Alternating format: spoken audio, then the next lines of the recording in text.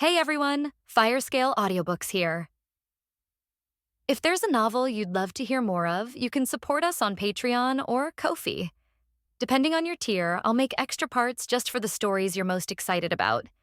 Usually I can only upload 4 to 5 parts of each novel, but with your support, we can go beyond that. And of course, don't forget to hit subscribe. It helps more than you know. 2 weeks later, Kane yawned as he looked at the orcs at the entrance who seemed to appear like daily NPCs. These guys get up so early every day to come and die, they're really diligent. He waved his hand and the soldiers behind him automatically formed a square formation. As time passed, their eyes became somewhat numb. These beastmen come every day rushing to their deaths. Even the most timid serfs have become accustomed to the killing. Looking at the well-trained soldiers, Kane nodded in satisfaction. After all, this phalanx which the master had somehow obtained was indeed very effective. The smallest unit required only a squad of 5 men to operate effectively. They had already tested it, and 5 men could handle 20 orc warriors. Moreover, their fighting style is extremely fierce, and while they coordinate perfectly, they show no mercy to their enemies. As long as the captain is still around, orders can be executed perfectly. Like a wolf, 15 days passed and the 4 tribes lost nearly 500 men, but it didn't bother them much. As long as there was food, the beastmen warriors were endless. The scout who was responsible for delivering the message returned and brought bad news to the 4 warriors. Viscount Northwind said this is the last batch of aid. If they can't secure it now, he'll take matters into his own hands. The Minotaur scoffed. He didn't believe Viscount Northwind would dare to attack his own people so soon. But he still feigned concern and said, "Since our friends are getting impatient, let's destroy this town. After all, we orcs are a race that values our word." In the past 2 weeks, they have extorted 4 batches of aid, enough for their tribe to continue surviving in the harsh wilderness. Even the strangeness of the town before them couldn't deter their determination. The gnoll spoke up. "The soldiers in this town are quite strong. Should we wait a bit longer?" "HMPH, what's there to be afraid of?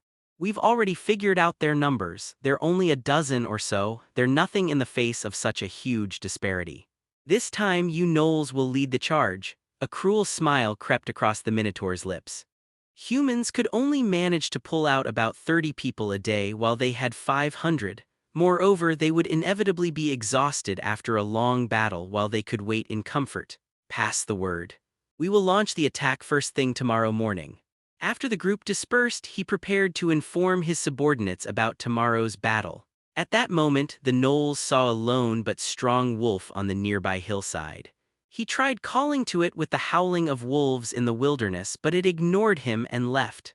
The jackal smiled. This wolf had been with them for several days, merely watching them without approaching or eating the food they offered. Perhaps due to their similar appearances, beastmen and wild animals mostly live in harmony and some even worship them. The wolf went away, slowly making its way towards Log Town. "Little Gray, how did today go?" Wolf smiled and stroked the tall wolf, noting its potential to become a dire wolf. The wolf ate the food its master provided it obediently. The wolf girl before it had tamed it, and it was willing to risk its life for her. After finishing its meal, it began to growl, a language that isn't even universally understood among wolves, but Wolf could translate it easily. "Young master, it says the Celestial Beast Clan is about to launch an attack." Ethan looked skeptical. Could this guy really understand orcs? This wolf suddenly appeared outside the town not long ago.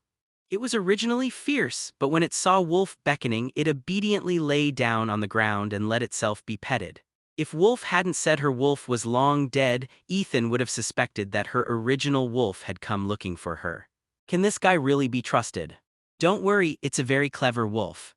Wolf proudly puffed out her chest, her body swaying, and the wolf stood up proudly, its head held high. This wolf was the same color as Wolf, with white fur.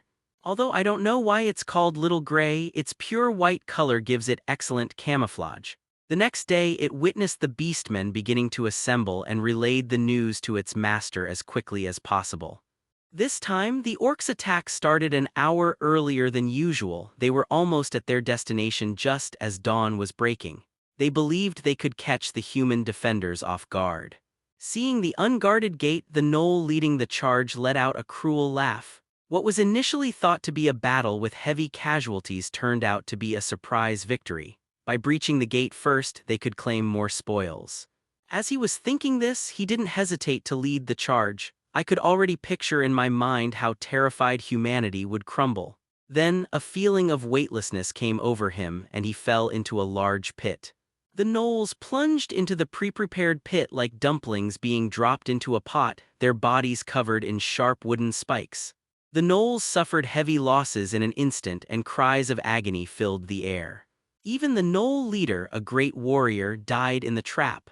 The Minotaur's expression was grave. This trap was a tactic that Log Town had never tried before. Judging from its scale, it doesn't seem like a spur-of-the-moment attempt. Was it just a coincidence, or was there a mole within? After thinking for a while, he gave up on considering the possibility of an internal traitor. In any case, his own people would not defect to the human side.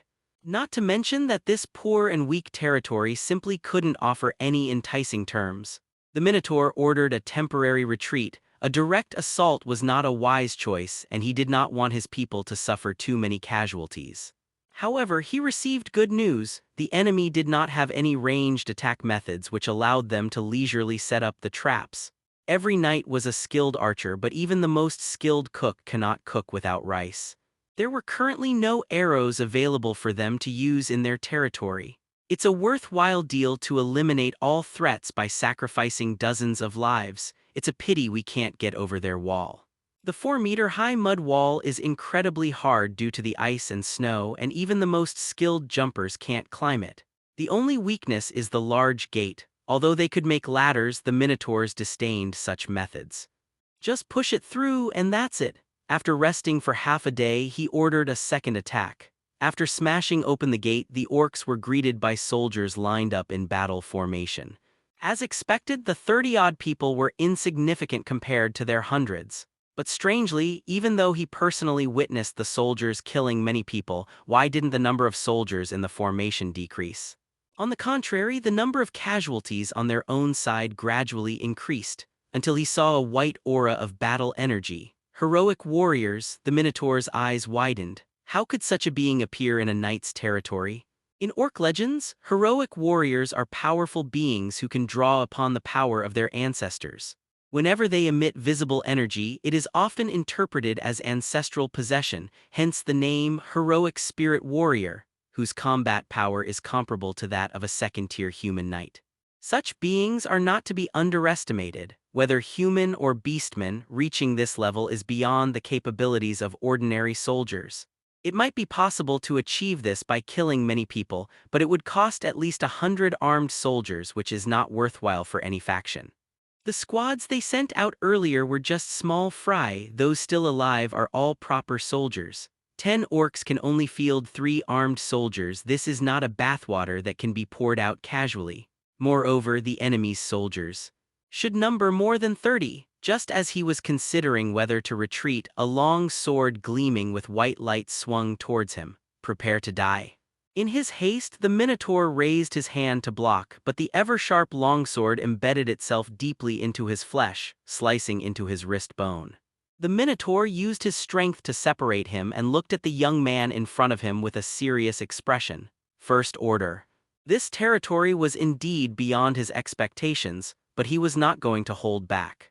He let out a roar, and all the warriors present turned red with rage, their attacks becoming increasingly frenzied. It caused considerable damage to the formation of the log town in a short time, directly creating a breach. Seeing a glimmer of hope for victory, the orcs intensified their attack, and the soldiers blocking their path were on the verge of collapse. Rasu immediately ordered his men to disperse and fight in small squads. This small clearing has become a meat grinder with hundreds of corpses lying here, most of them beastmen, but also quite a few human soldiers. Just as the orcs were preparing to continue their attack and expand their advantage, 3 figures stood before them. The powerful aura made the valiant warriors hesitate, unsure of the strength of their opponent. The soldiers who had retreated to the rear had a chance to catch their breath and began to cheer on their leader. Cain was sent flying from the orc side, punched away by the berserk Tauren. Rasu caught him steadily and gestured for the soldiers to help him back to rest. The once arrogant and bloodthirsty Minotaur gradually came to his senses. Looking at the three heroic warriors before him, he realized that a direct assault was not a wise decision. He had just taken a step back when a spear flew at him and pierced his shoulder. The soldiers parted to make way. "Did I let you G leave?" The usually mild-mannered Ethan uncharacteristically swore. He couldn't bear to see himself suffer any loss, even if it was just some slaves who were extremely valuable. A layer of cold sweat seeped from the Minotaur's massive head. He looked around, and the several warriors beside him cast hesitant glances his way. They currently have about 200 people. 4 Tier 1 soldiers plus over 200 professional soldiers are fighting against 4 Tier 2 soldiers and fewer than 60 soldiers. The outcome is still uncertain, but is it really necessary to risk one's life? His resolve began to waver. His father had told him it was a good job, how could it have turned out like this? But Ethan didn't give him time to think. A knight who had reached the pinnacle of the second tier unleashed all the pent-up frustration and anger of the past few months in a single punch. The orc in front of him was easily knocked away by the slender human, and the great warrior beside him began to dodge. He was preparing to assume a defensive stance. The fist was already at his face. The Minotaur warrior, over 2 meters tall and with a robust physique, had his head blown off by a literal punch. The desire to avenge their companions and leader overcame their fear of the strong. After all, the orcs were never a rational race. So the 200 orcs began to engulf Ethan like madmen, as if they could bury a second-tier beastman alive with sheer manpower. But they had more than one opponent, and the knights and soldiers Ethan had trained for so long did not disappoint him. In a single charge, the orcs suffered heavy losses, and the 3 knights quickly found their opponents, 3 great orc warriors. Through the bloodshed, Ethan learned a lesson. Many people don't take the Lord into account when calculating the strength of a territory. Perhaps he was an oddball who would never abandon his territory. He must go back, and he absolutely cannot fail. "I'm a G gifted knight too, who do you think you are?" With a roar, he casually smashed the head of a Minotaur, a savage act that shocked even the orcs. Pure catharsis, pure crushing and slaughter. At first, the orcs were able to suppress the enemy with their numerical advantage, but as 3 great warriors fell and second-tier knights joined the battle, the situation became increasingly unfavorable. Finally, some of the orcs dropped their weapons and began to flee in panic, howling incoherently. They believed that humans could not outrun orcs on the snow. "Just wait, the wild bull tribe will return."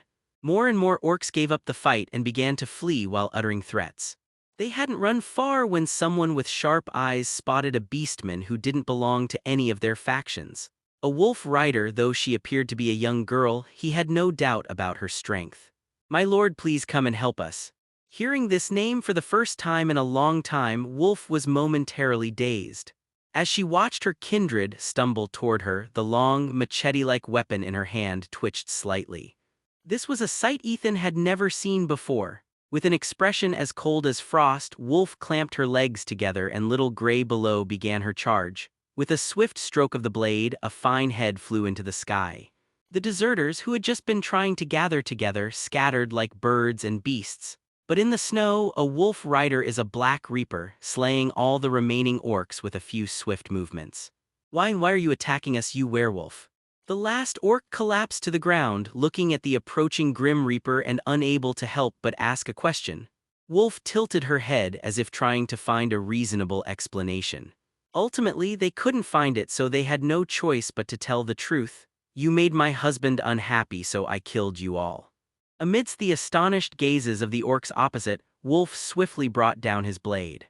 As they were cleaning up the battlefield, a figure riding a gray wolf arrived, putting everyone on edge. But as they got closer, Wolf's true appearance was revealed to them. Covered in blood, Wolf slowly approached, carrying a machete soaked in congealed blood. The proud gray wolf was displaying an arrogant attitude at the moment, but when it approached Rasu, it paused for a moment. "You don't need to waste your energy chasing them down, I've already taken care of it." The aloof wolf rode her gray wolf slowly across the ravaged battlefield, her distinctive figure drawing the attention of everyone present. "What are you looking at? Have all the orcs' heads been chopped off?"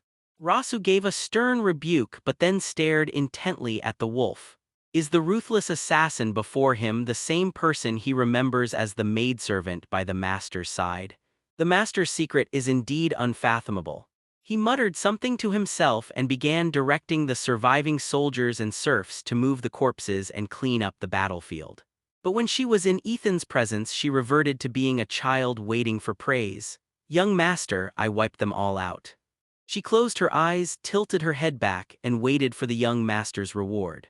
Ethan, forgetting he'd just changed his clothes, pulled her into his arms. Yes, our wolf is the best. She half opened her eyes. Young master's voice is so loud, I could hear it clearly even from outside. I never knew the young master had this side to him. Ethan didn't mind her long hair being dyed red at all, and he ruffled it vigorously to cover up his embarrassment. Anyway, go take a shower first, don't let yourself get too marinated. Is the water ready? Ethan nodded. He was already prepared for Wolf. Wolf buried her head in Ethan's chest and whispered, young master's clothes are dirty too. Ethan, understanding her intention, bent down, picked her up, and carried her back to the bathroom they had just finished using. Halfway through the bath, Catherine came over to ask if the water needed changing, assuming that only the mistress was taking a bath. But when she reached the door, she silently chose to go back. Let's wait for the young master's instructions, she thought to herself while standing guard nearby for the young master. But young master, haven't you had enough fun yet? There are quite a few pretty noble ladies from the border regions. She surmised that it was quite a burden for her to be worrying about the young master's future at such a young age. Young master ... it hurts Tilda. It's okay, just bear with it, it'll be over soon. Ethan awkwardly combed through Wolf's hair, which was tangled with bloodstains. This was, in fact, the first time he had ever combed a woman's hair, and Wolf's docile demeanor fueled his desire to conquer her. The bath took a very long time, so long that Catherine's legs went numb as she stood at the door. Wolf, who had been as formidable as a war god on the battlefield, was now too weak to stand up and was eventually carried back to bed by Ethan.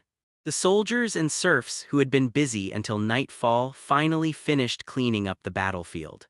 Rishu wanted to report the situation to the master, but Catherine stopped him. The master has instructed that you go and eat and rest first, the rest can be discussed tomorrow. Rasu glanced at the second floor, then silently left. He was exhausted today. Although he suspected that Catherine had made the remarks on her own initiative, he didn't say anything. A personal servant who has served the master for nearly 20 years is more trustworthy than him. The orcish attack temporarily ended and Log Town finally got a chance to catch its breath. Ethan was able to get a good night's sleep, something he rarely did. When she woke up the next day, Wolf was already in the yard training her new mount. According to her, Little Gray is still an immature wolf, but has the potential to become a dire wolf in the future. Although he's not yet an adult, Little Gray can already carry Wolf around the territory several times, which shows how high the wolf pack's expectations are for their partners. Little Gray, if you want to go back and take revenge, you'd better train hard, otherwise you're not qualified to be my mount. The girl with the warm smile made some rather frightening remarks. In a wolf's mind, those who are not its companions and are weak have no right to survive. Without even having breakfast, Rasu submitted the battle report. 56 of our soldiers have died, 9 are seriously wounded, 6 are still unconscious, and the remaining 31 survivors are all wounded. This is a very heavy loss, and the territory currently has no means to replenish its manpower. But apart from that, all that's left is good news. Including the orcs we killed earlier, we have 1080 ordinary orc heads, 35 minor leaders, and 4 great warriors, totaling 1335 military merit points. And their previous camp still has a lot of food left, enough to last at least half a month, and it's of high quality with plenty of meat too. These good news items did not ease Ethan's furrowed brow. The gains this time were good, but the losses were too heavy. With only so many men under his command, he is unable to handle either the orcs or Viscount Northwind's retaliation. Their high-end combat capabilities are quite good, not inferior to either side, but a war cannot be decided by a few knights. Moreover, he only had one level 1 subordinate. We're short-staffed, what should we do? Ethan stared at the orc corpses piled up in the open space, lost in thought. His soldiers, having survived this battle, are undoubtedly highly capable fighters, at least qualified armed soldiers with rich combat experience. They simply lack the time to hone their skills, and the equipment isn't very good either.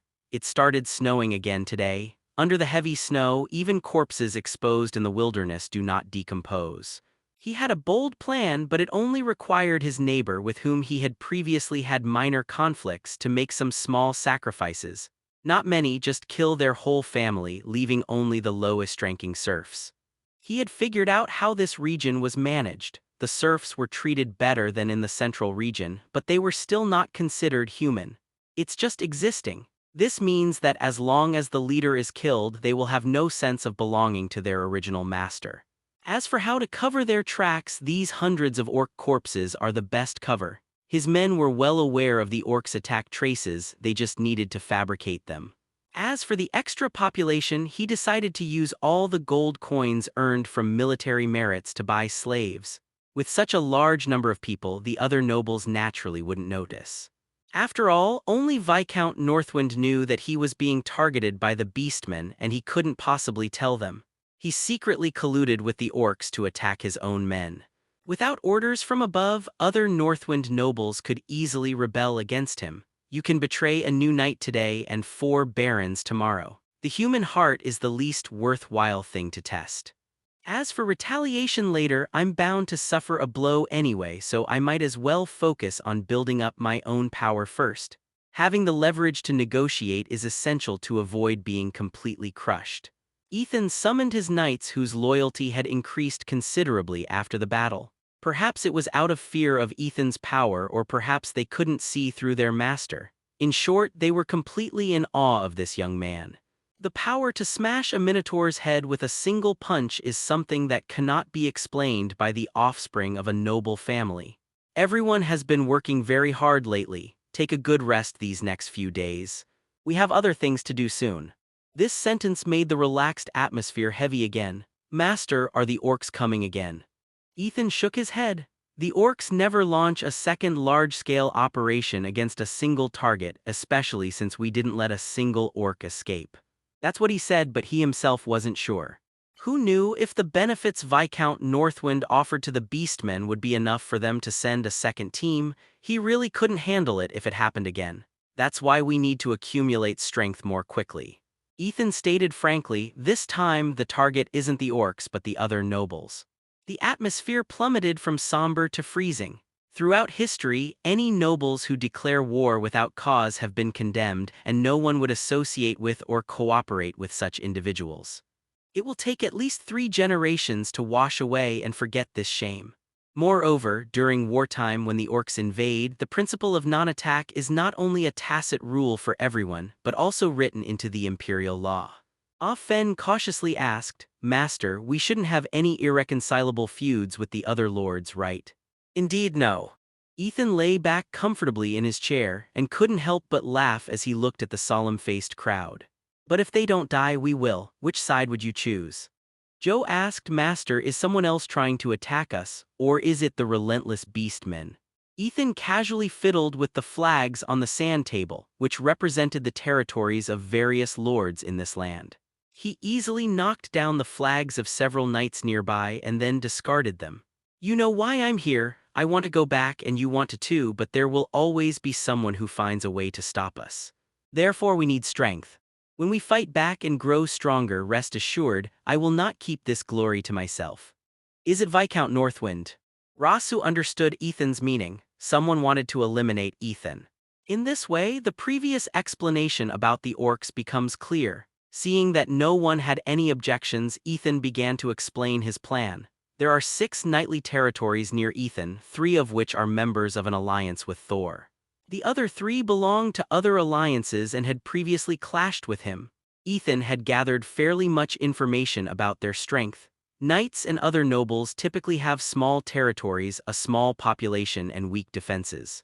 They didn't even need a few knights to take action. The few dozen soldiers remaining in Log Town were enough to defeat them. But just to be on the safe side and also to minimize losses, Ethan decided to send everyone out. The house is best left to Wolf to guard. As long as you have an army, you can conquer territory anywhere.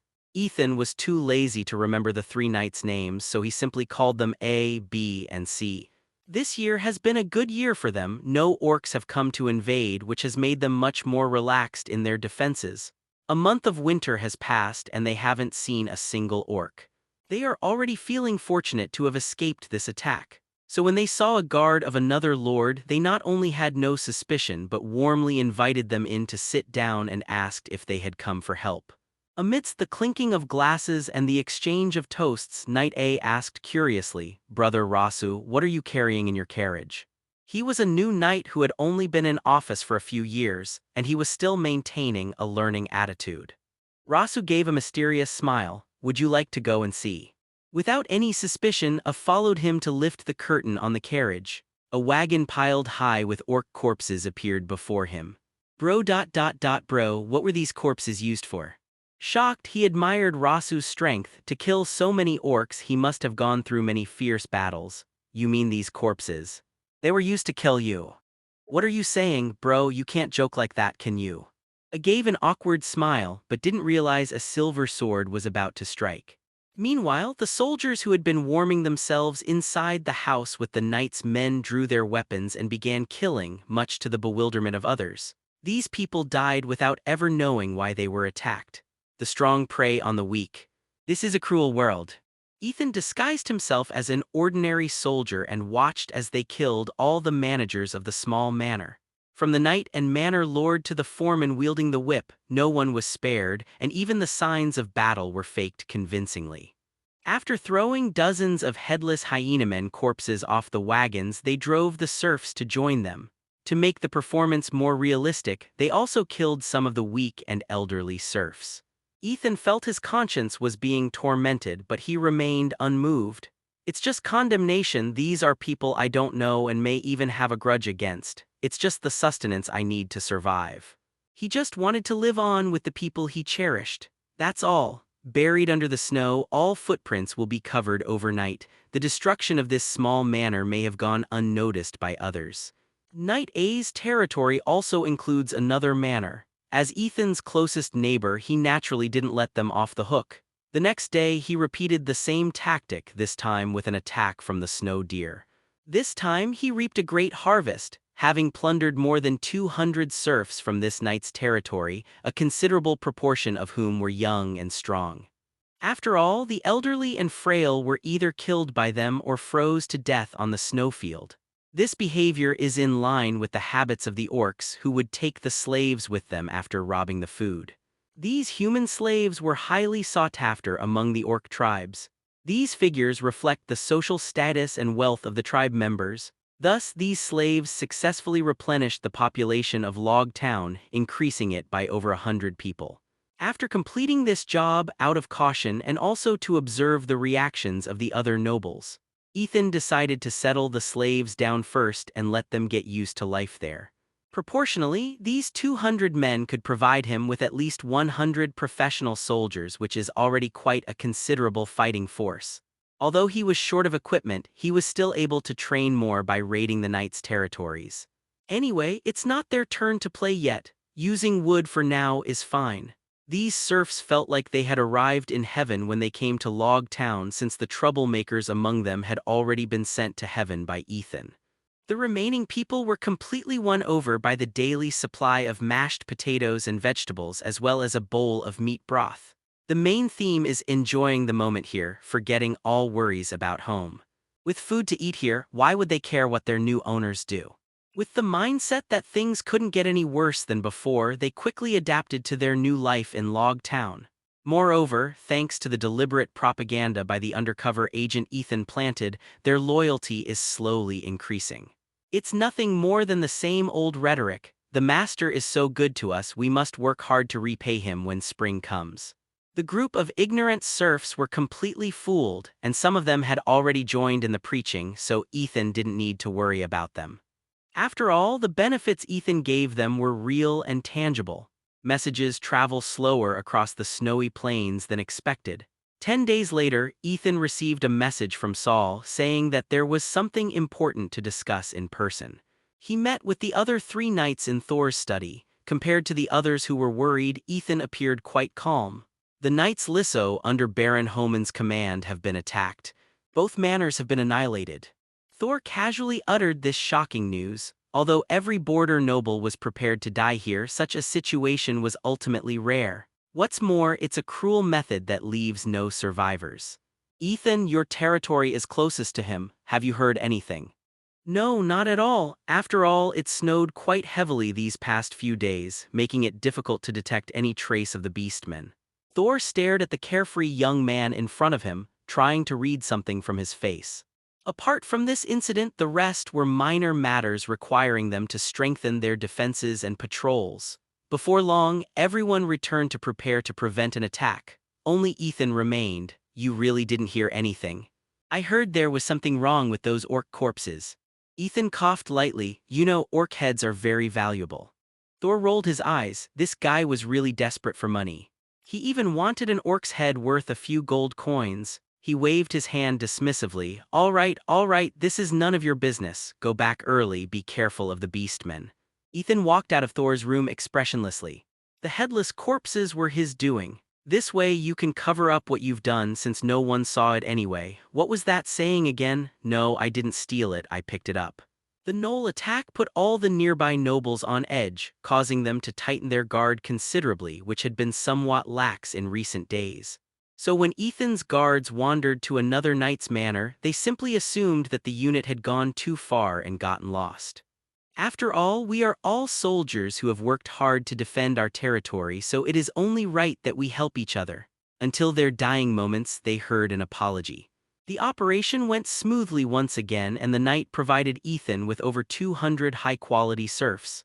As for where the others went, don't ask. The answer is always those damned orcs.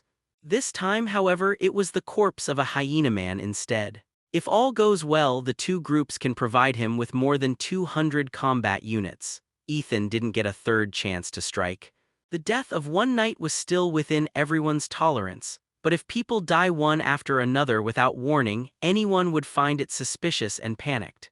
The only clue was that Ethan had looted the unfortunate knight's remaining possessions, including the corpse's head. They couldn't get any useful information out of Ethan, only that the knight's manor had been completely wiped out in less than a day. They scoffed at this lucky guy. A man who profited from the dead, even if he didn't break the law, was still not respectable. They had no time to speculate about their new neighbor because an orc army capable of taking down a knight's manor in a single day, leaving no survivors, and most importantly, taking away serfs without a trace, was lurking around them. Not a single lord has been able to get a good night's sleep in the past month. Fortunately, no one else was attacked and winter is almost over. Ethan's first task after acquiring such a large number of high-quality slaves, carefully selected by generations of nobles, was to win their hearts and minds. This can be accomplished with enough food. The second thing is to train a decent army. Fortunately, he already had a group of veterans who had been through the baptism of blood. These soldiers could serve as junior officers, quickly making these new units combat-ready. After all, well-fed and watered, they were only interested in showing loyalty to their lord under encouragement. Ethan, however, has already kept his promise. All the soldiers who survived the first wave were promoted to free citizens and thus gained liberation. Not only were they allocated separate housing, but the lord also paid them a monthly salary. Even if we can't use it now, the master promised that we'll need it later. Having followed the master for so long, they have received every reward and punishment he promised them. Naturally, Ethan's prestige in their hearts had surpassed everything else. No one can refuse a boss who can deliver on promises. Therefore, they firmly believed that the wages the master paid them were not for nothing. Not to mention, the first month's salary has already been paid.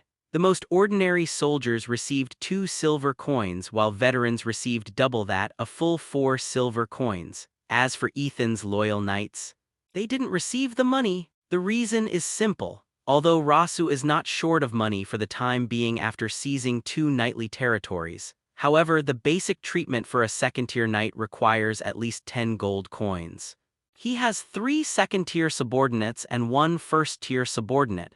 If Ethan only used the produce of his territory to pay their wages, his territory could go bankrupt within a year. Keeping knights is very expensive. Not to mention weapons and equipment, just the food alone is enough to feed his 3 knights. They can eat a whole cow in 3 days. Without sufficient food to replenish their energy, a knight's fighting ability will rapidly decline. Therefore, as compensation for them not receiving wages, Ethan offered a deal they couldn't refuse: enfeoffment. When this condition was revealed, everyone's initial dissatisfaction vanished, replaced by guilt. Several of them wanted to slap themselves in the face. The master has been so good to us and we actually complained over such a small amount of gold coin. I'm such an idiot. A fiefdom is the highest aspiration for all knights who have not yet been granted one, and although this promise may not be fulfilled for a long time, they are willing to wait. The master never lied to them. Even after they died they had sons, and after their sons died they had grandsons. In short, I will do my best to assist the master, all for the sake of a fiefdom. This pie is huge, but as Ethan said, he will not keep this aristocratic glory to himself. They were willing to risk everything for this seemingly unattainable dream. The troops are training at an increasingly rapid pace, and Joe and Kane are now serving as instructors for the new units. As for Rasu and Afen, they had other tasks. That means teaching those veterans to read. Only those who survived the war were qualified to become officers, but Ethan didn't want his officers to be illiterate as well. In addition, he selected a group of servants from this new batch of serfs. This time they were lucky. A total of 4 people were qualified to cultivate battle chi and gained the right to climb the ranks. Thus, the basic personnel structure of Log Town has been established. Lord Ethan, the highest-ranking official in Log Town, responsible for handling major affairs and making decisions. Consul Marcus, responsible for handling minor matters within his jurisdiction and managing the serfs. Administrative assistants, 9 retired knight squires, responsible for overseeing the territory's personnel in adhering to the law and handling affairs. The serf leader, also known as the group leader, was responsible for coordinating the production and daily life of the serfs within the group. They were the lowest-ranking leaders. On the military side, the old units had been dispersed and reorganized into new armies to serve as junior officers, with knights as their superiors. Ethan had already made a detailed plan for his troops. The training methods of the wolf tribe will be used uniformly to ensure that everyone can integrate into the new squad during wartime. 5 people form a team, and the team leader is an armed soldier who survived the previous battle. The 10 groups form a squadron with a veteran serving as the captain. The 10th company was a battalion with Rasu as its captain. Although the territory doesn't have that many people right now, and the number of soldiers trained is estimated to be only enough to fill 5 companies, it already has the rudiments of an army. Winter was drawing to a close, and as the snow and ice lessened, the orcs often managed to hunt enough food. Even if it's not enough, spring will come in a few days, and then even the lands of the beastmen will become prosperous. There has been no news of the orcs from this area for a long time. Ethan hesitated to act as well, for that group of serfs was the last gain he could obtain. He didn't want to be labeled a traitor. However, with the help of Wolf's territorial skills, their training was very effective. The phrase 1 month of training camp, a lifetime of military service, is best embodied in them. The earliest trained soldiers underwent a year-long training program and gained extensive combat experience. Just by standing there, anyone who comes would think this is a qualified army. The newly arrived serfs underwent training for roughly 6 months.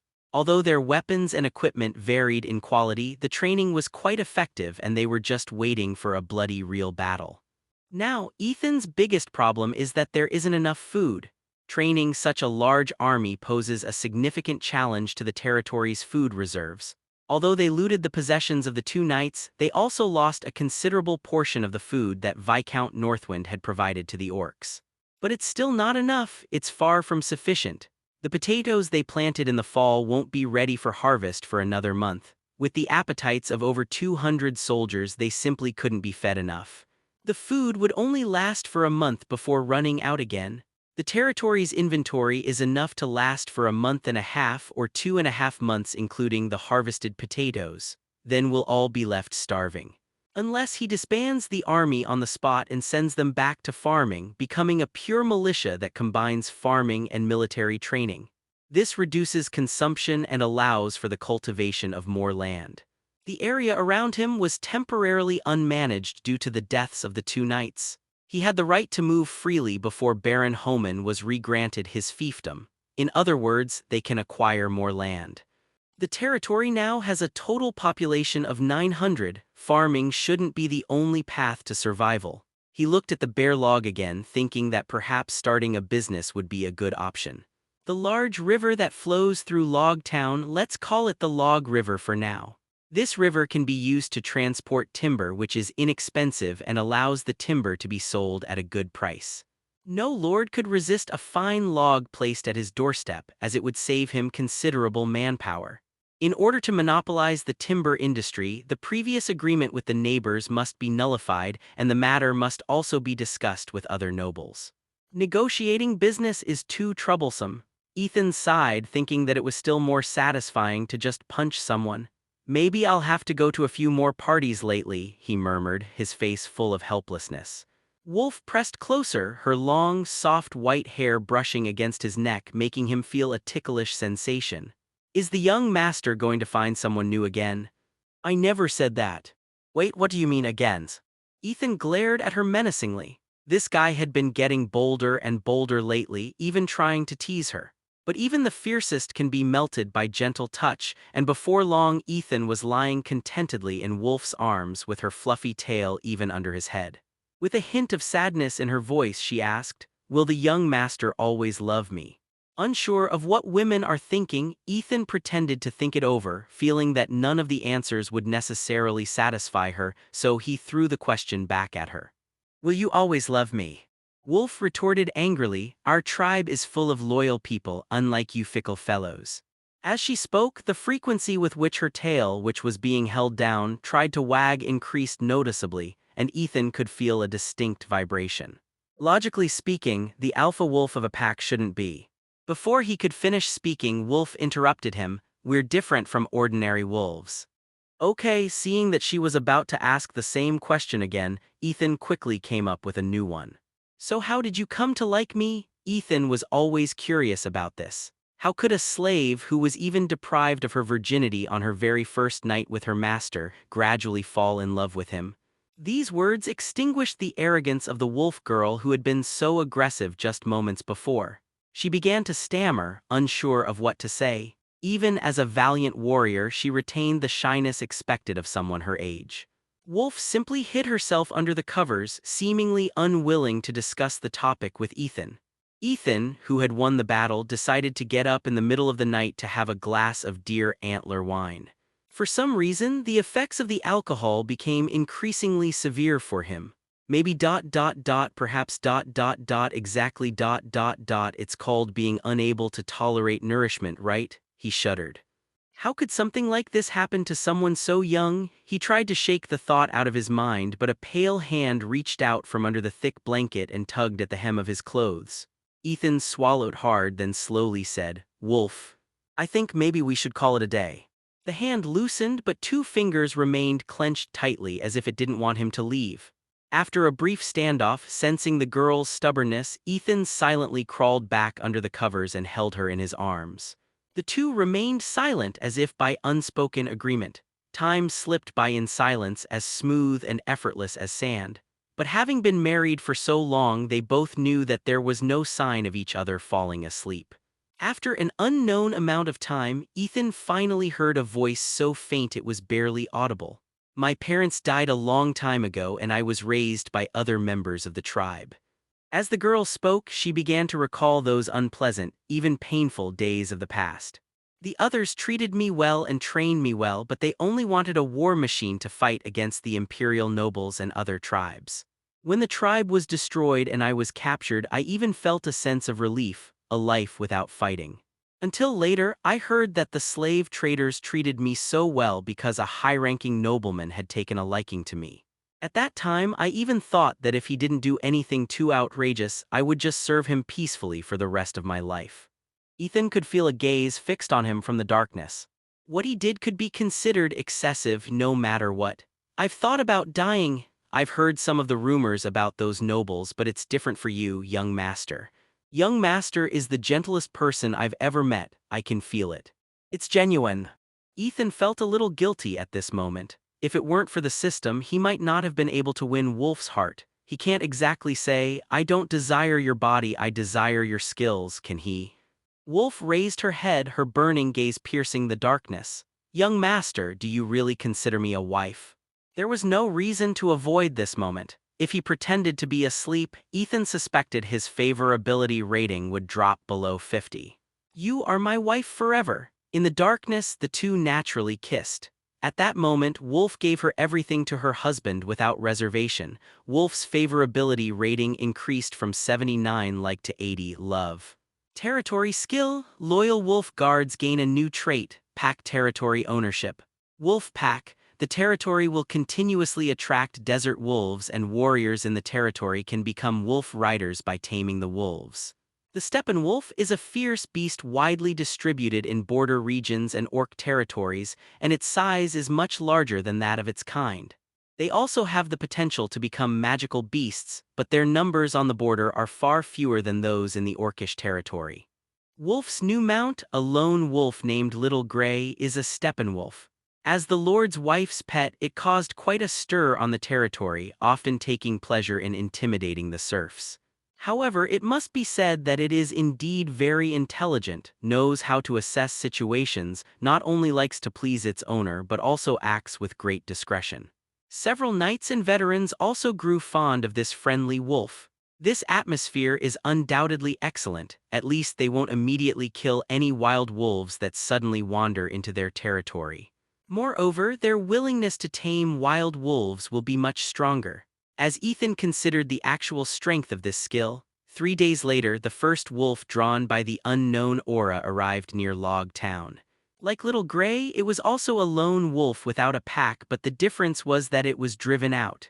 It was a male wolf that had failed in its battle for the Wolf King position. It was fierce, cunning, and strong enough. Even so, the loneliness caused its robust body to become thin. Not long ago, it was still worried about food, since even the best hunters are far less efficient at hunting than a cooperative team. Moreover, it's still winter, and although it's almost over, that means there will be even less food available now. Just when it was getting anxious about surviving, a few days ago it heard a call from a certain direction. This call was indescribable, penetrating its very core and possessed a sublime power, as if its king were issuing a command. Pushed by this force, it ended up in human territory. No matter how tempting the call might be, it remained still. Human territory has always been a taboo subject, and as a young yet cautious wolf, it was wary of human weapons. It lay relaxed atop the highest point of a hillside, gazing upon the territory, its eyes reflecting the countless serfs toiling away. Based on its experience, this group of people is not a threat. The threat comes from the humans dressed in silver-white steel ore. Its sharp teeth couldn't pierce the tough fur of humans, and it was no match for them in strength. This is an instinct passed down from our ancestors. For now, it has not yet encountered any humans that represent this threat. After a while, it shook off the fine snow, and the restlessness in its heart could no longer be suppressed. I'll just go take a look. I won't stay long. This idea convinced it, so it began to slowly make its way towards the impoverished town. The serfs dared not relax their vigilance under Ethan's system. Even if a dark shadow walked past them, they dared not look up. As soon as they went to check, the team leader's shout rang out, slacking off, believe me or not, I'll report you to the foreman and have you crippled. Don't drag the rest of us down with you. Even if the wolves curiously stop to watch them work, they'll only think, the lady of the house's pets are here again, completely unaware of the danger that may strike at any moment. Seeing that they didn't react, the wolf, wanting to avoid trouble, continued deeper into the territory. Another reason is that human flesh doesn't taste good, it's sour. To its surprise, not only did the serfs not react to it, but even the knights with steel skin ignored it, until it encountered another wolf while searching for the source of the call. The two wolves met and, with remarkable tacit understanding, confronted each other. The lone wolf's eyes were filled with seriousness. It could tell from the other wolf's eyes that this was not a wolf skilled in fighting. In theory, it should have been able to defeat it easily, but it looked at Little Gray's smooth, glossy fur with a hint of envy. That was a sign of abundance when food was plentiful. Moreover, the other animal looked significantly heavier and was much more developed. The lone wolf was caught in a dilemma. Just as it hesitated between attacking and surrendering, a call broke the deadlock. "Little Gray, if you keep slacking off, I'll get you a different wolf." Approaching us was a female human. Unlike ordinary people, she had a tail and ears like her kind. Wolf squatted down and scolded Little Gray, who was lying on the ground belly up. At this moment, this majestic Steppenwolf was acting like a docile puppy, trying to escape its owner's punishment by being cute. Wolf showed no mercy, and with a large punch she forced Little Gray to see his dead mother. "Try slacking off again and your kind are right there waiting." Little Gray's foolish eyes instantly filled with a fighting spirit. It stood up, howled to the sky, and unleashed an aura like that of a wolf king. It was rapidly becoming a dire wolf. Its enormous size and strength left no room for retreat. Moreover, this was the master's order. If a creature of the same kind before him could replace him, then he should kill it. The lone wolf, not to be outdone, will also roar in a show of intimidation. The two wolves didn't just stare at each other. They began circling each other, searching for each other's weaknesses. The commotion finally attracted the attention of others. Apart from Joe, who was busy training, the other 3 knights of the territory all rushed over to join in the fun. "Madam, what's going on?" Wolf always appeared aloof in front of others, and Rassel was even more reserved in her presence than he was in front of the master. This respect stems from the disparity in strength between the two sides. Little Gray has a new companion, and they're welcoming it right now. The group sensed from this answer that a good show was about to begin, so they all stood still, waiting for the two wolves to fight. Amidst everyone's anticipation, both sides launched their first attack. Unable to contain itself, Little Gray became the first attacker, hoping to use its enormous size advantage to secure victory directly. So it charged straight at it, and the lone wolf met it head-on without flinching. But just as they were about to make contact, the lone wolf suddenly turned, tilted half its body, and bit down hard on Little Gray's neck. The immense bite force tore through Little Gray's tough fur, and its sharp teeth sank deep into its flesh. In pain, Little Gray used its strength to fling the lone wolf away. Having landed a successful blow, the lone wolf did not rush to finish the job but slowly circled around Little Gray. The power of its own kind before it astonished it. Before this, if its attack had succeeded, the enemy would have had no chance of survival. Even the wolf king of the pack could only try to avoid this move. At this moment, it was so easily cracked. But its stained red lips proved that the trick was extremely effective. It hadn't tasted that sweet, fishy flavor in a long time. "The opponent before me has a large physique but is far inferior in skill.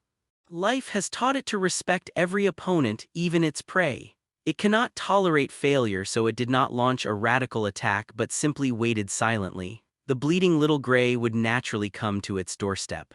However, the same tricks may not always work. The lone wolf knew this well, so when faced with Little Gray's attack, it cowardly chose to run away. This trick really worked. Little Gray was very strong but not as fast as it.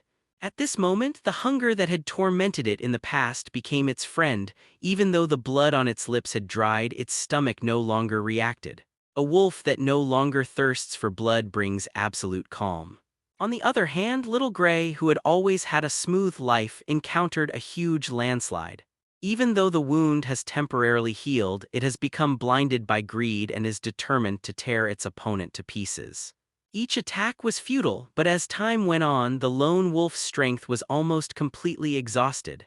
Absolute reason told it that if it dragged on any longer, it would be the first to give out. The difference in physical condition between the two was still too great, so it was half forced and half angry to confront Little Gray head-on. It's safe to say its technique is absolutely superb.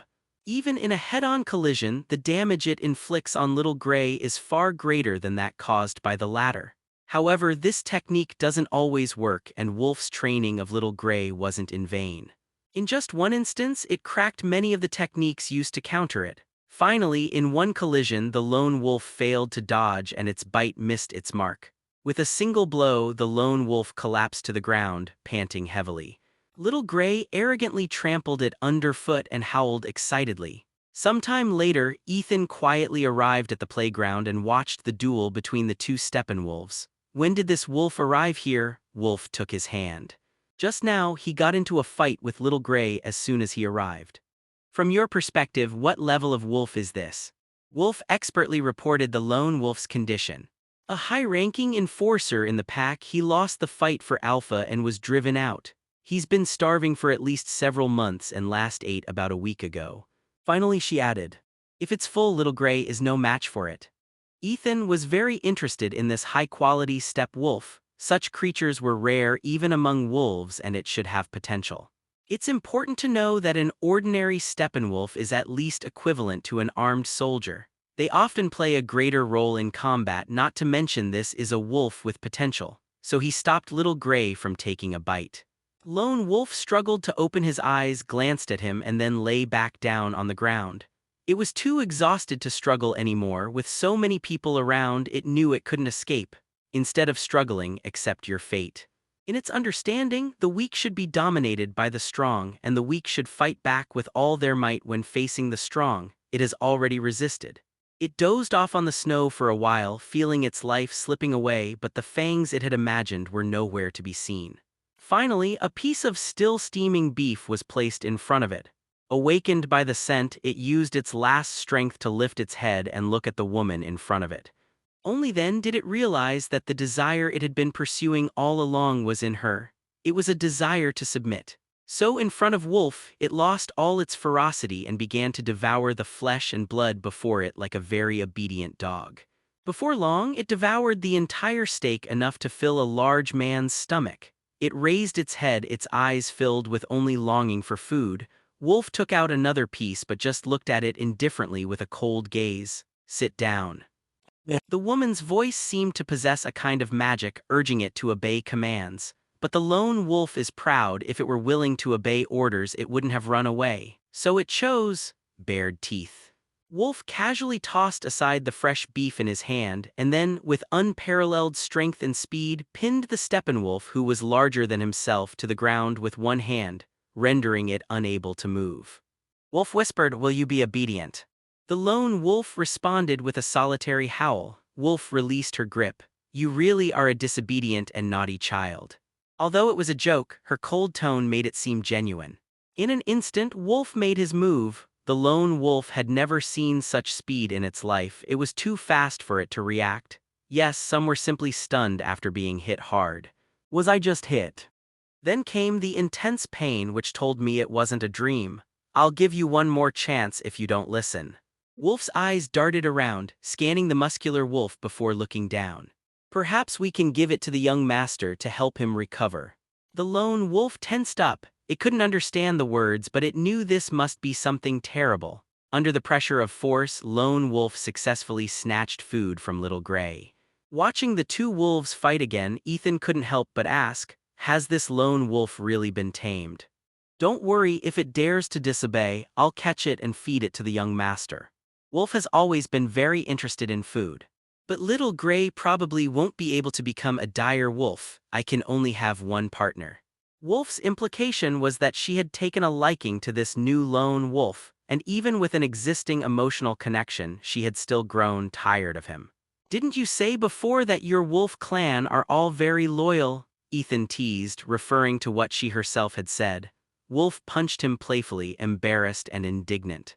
If it weren't for Lone Wolf's ability to advance quickly and help the territory, I wouldn't want to change partners. In that case, is it possible to have someone else try to tame the lone wolf? Ethan's words made her hesitate. After all, training wolves was a dangerous job with a high chance of failure. With my guidance, it might work out. After all, the lone wolf still respected himself. Thinking of this, she hesitated before saying, if I help, maybe it will work. That was settled, and when Ethan relayed the message to the four knights, their reactions varied. My first thought was, what kind of wolf riders are these? They can ride horses themselves. My second thought was, how could I possibly tame a wolf? Moreover, it was the famous Steppenwolf, about the size of an adult and even larger in that case. Joe was the first to speak. The training in the territory has been very busy lately, and I really can't spare the time. Rasu shared the same attitude. He was unwilling. The only remaining candidates are Afen and Cain, a newly promoted first-tier knight. Ultimately, it was decided to let Cain give it a try since he had the best potential and wasn't too old and hadn't yet developed a rigid understanding of many things. He hesitated when he was chosen. "Sir, am I really capable?" "That's a fierce wolf that fought Little Gray to a standstill. My wife will teach you everything, don't worry about getting hurt. Just focus on learning." Having said all that, Cain had no reason to refuse and could only accept the task. Cain, as the youngest knight in the territory, successfully broke through at the age of 21, making him a knight worth cultivating even within the Joel family. Without a doubt, he was the most talented person in the territory besides the Lord and his wife. But even so, he couldn't help but tremble when faced with such a ferocious beast that devoured people. The lone wolf who had just fought with Little Gray was obediently lying on the ground recovering its strength. "It's nice to have food to eat every day, even though I'm a domesticated animal." It initially resisted the idea of losing its freedom, but the fresh beef bones and meat that its owner fed it really smelled delicious. Orcs will never be slaves unless they are provided with food and lodging. It glanced at Cain, who was slowly approaching, then closed its eyes and went to sleep. It still had to fight with Little Gray later. After all, it had just lost again. It didn't matter. It firmly believed that it had simply not recovered to its peak condition. Once it returned to its peak condition with the help of food, it would prove to its owner that it was the strongest Steppenwolf. Cain forced himself to walk up to the lone wolf's face, his mind filled with the wolf-taming secrets his mistress had taught him. "Just pet its head. If it won't let you pet it, then beat it until you do." This was the first step in taming the wolf, but Cain still felt uncertain. Could he really control this ferocious wolf? He tentatively reached out his hand, only to have it snatched back by the wary lone wolf. The wolf that had been lying in front of them stood up, lowered its body, bared its teeth, and howled in displeasure. "This is a warning. It's not a dog that can be petted casually. Only its trusted owner can treat it this way. It's already showing respect to the owner by not biting it directly. It would be impolite to do so any further." "I won't let you touch me," Cain thought to himself while preparing to use violence. With a "let's give it another try" attitude, he reached out again, but this time he was met with a lone wolf's pounce. Cain skillfully dodged the attack. Regardless, he was at least a first-tier knight, theoretically on par with a true dire wolf. The previous fear was nothing more than instinct. The lone wolf's attack awakened his fighting instincts, and the two faced off not far apart. Ethan and Wolf watched this scene from the second-floor balcony. The experience of trying to tame wolves was very important to Ethan. He longed to possess a wolf cavalry force, a force capable of dominating the world. Do you think he will succeed? It's hard to say. Even for people in our tribe, taming a wolf for the first time is a long process. In our tribe, every child is assigned a suitable Steppenwolf cub from a young age and lives with it. By the age of 14, one can become a qualified wolf rider. Several years was still too long. Ethan couldn't wait. He believed there would eventually be a way to tame it. After all, the system wouldn't lie to him. So he gently comforted him. "It's all right, I have high hopes for Cain. Since he has the potential to advance to the second tier, there's no reason he can't tame a wild wolf." As they spoke, Cain and Lone Wolf had already clashed several times. To show fairness, Cain didn't wear armor. After all, wearing it would be too unfair to the wolf, and if he were the wolf, he wouldn't be convinced either. Cain had several scratches on his face, and his clothes were torn to shreds by claws from which blood seeped. The two, one human and one wolf, were panting heavily as they looked at each other. Cain's punches were also making the lone wolf feel quite uncomfortable. This not-so-robust human possesses strength and speed that are in no way inferior to it. Moreover, as the battle intensified, Cain's initial hesitation disappeared. As an excellent knight, he was adept at fighting wolves. Realizing that his opponent had superior endurance, Lone Wolf relaxed. It was hungry. So it swaggered past Cain, leaving the young knight completely bewildered. After watching the lone wolf walk into the old man's house, Cain felt it was a sign that the battle was over. As for whether he won or not, he felt it didn't count yet. He needed to give it a good beating before he could make it obey. Wolf had no intention of showing herself in front of the lone wolf. Instead, she directly ordered her servants to provide food for the hungry wolf. Ethan then went to encourage Cain and tell him to keep going.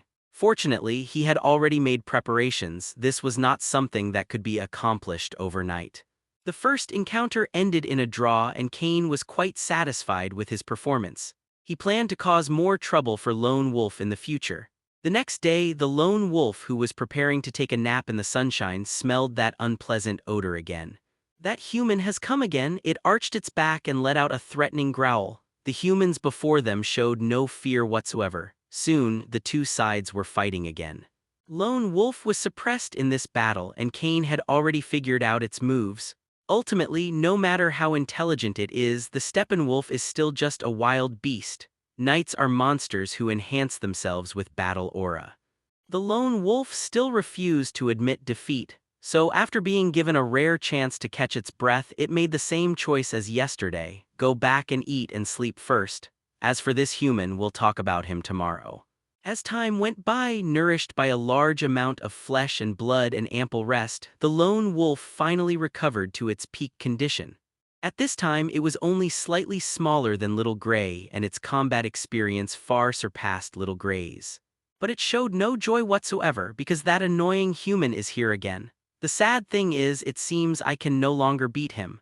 When Cain stood before it, full of fighting spirit, the lone wolf, for the sake of its pride, chose to give up. It stopped fighting. As long as it doesn't fight, it won't lose. That's what it thinks, being so proud and aloof, but it didn't know that Cain's original intention was to tame it.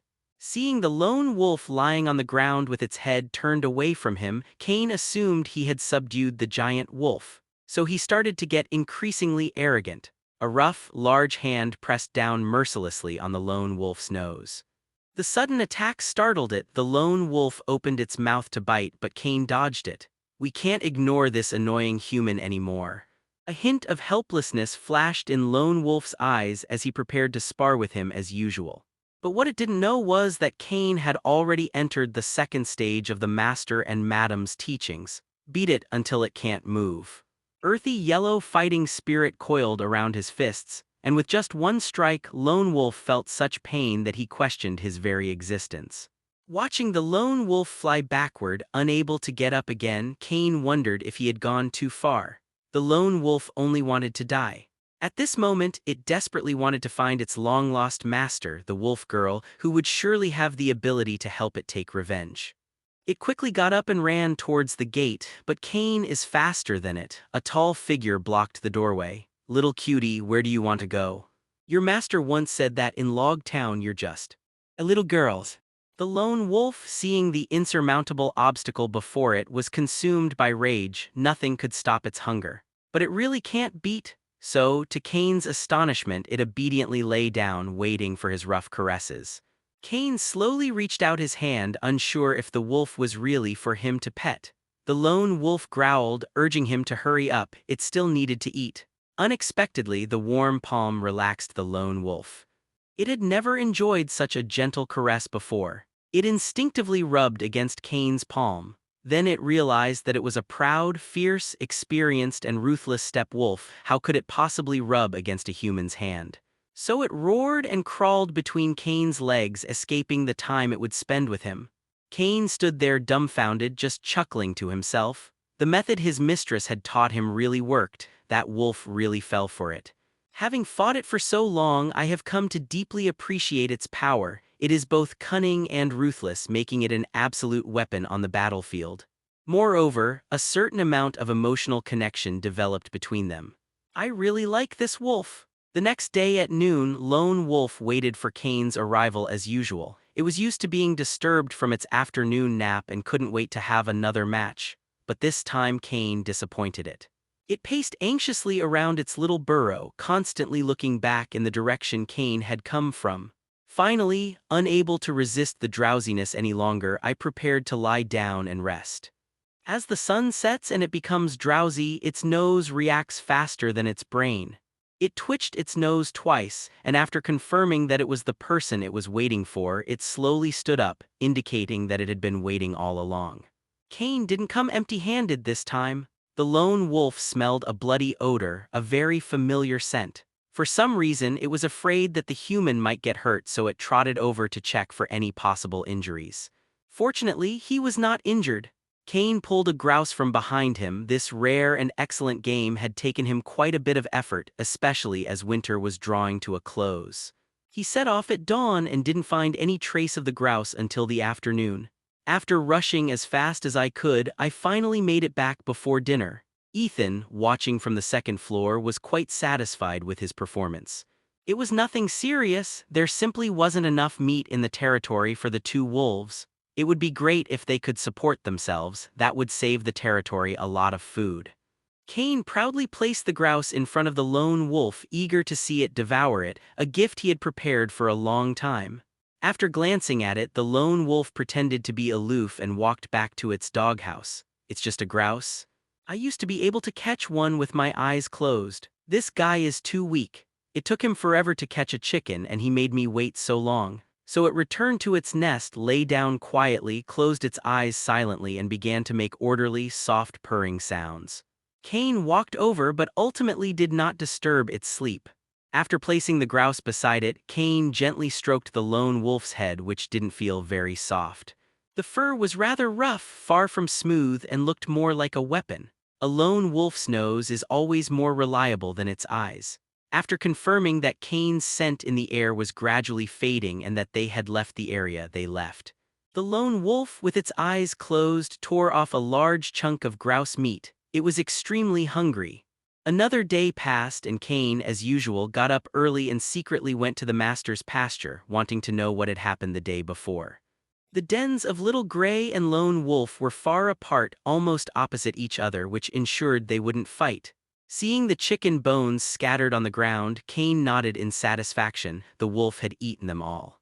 This shows that the gift must be useful. Perhaps after a few more times, the lone wolf will be completely won over. He turned to leave, intending to try his luck again today to see if he could find a new prey to supplement the lone wolf's meals. Little did they know that Ethan hadn't given it any dinner the day before. In his opinion, a pheasant was enough. So Cain's good intentions actually reduced the lone wolf's food. Fortunately, the lone wolf didn't understand any of this. It only knew that its master hadn't seen it for a long time. Yesterday it didn't even have any food. Perhaps it was abandoned by its owner. After all, Little Gray still has food to eat. And so suddenly, a quiet lone wolf appeared beside Cain.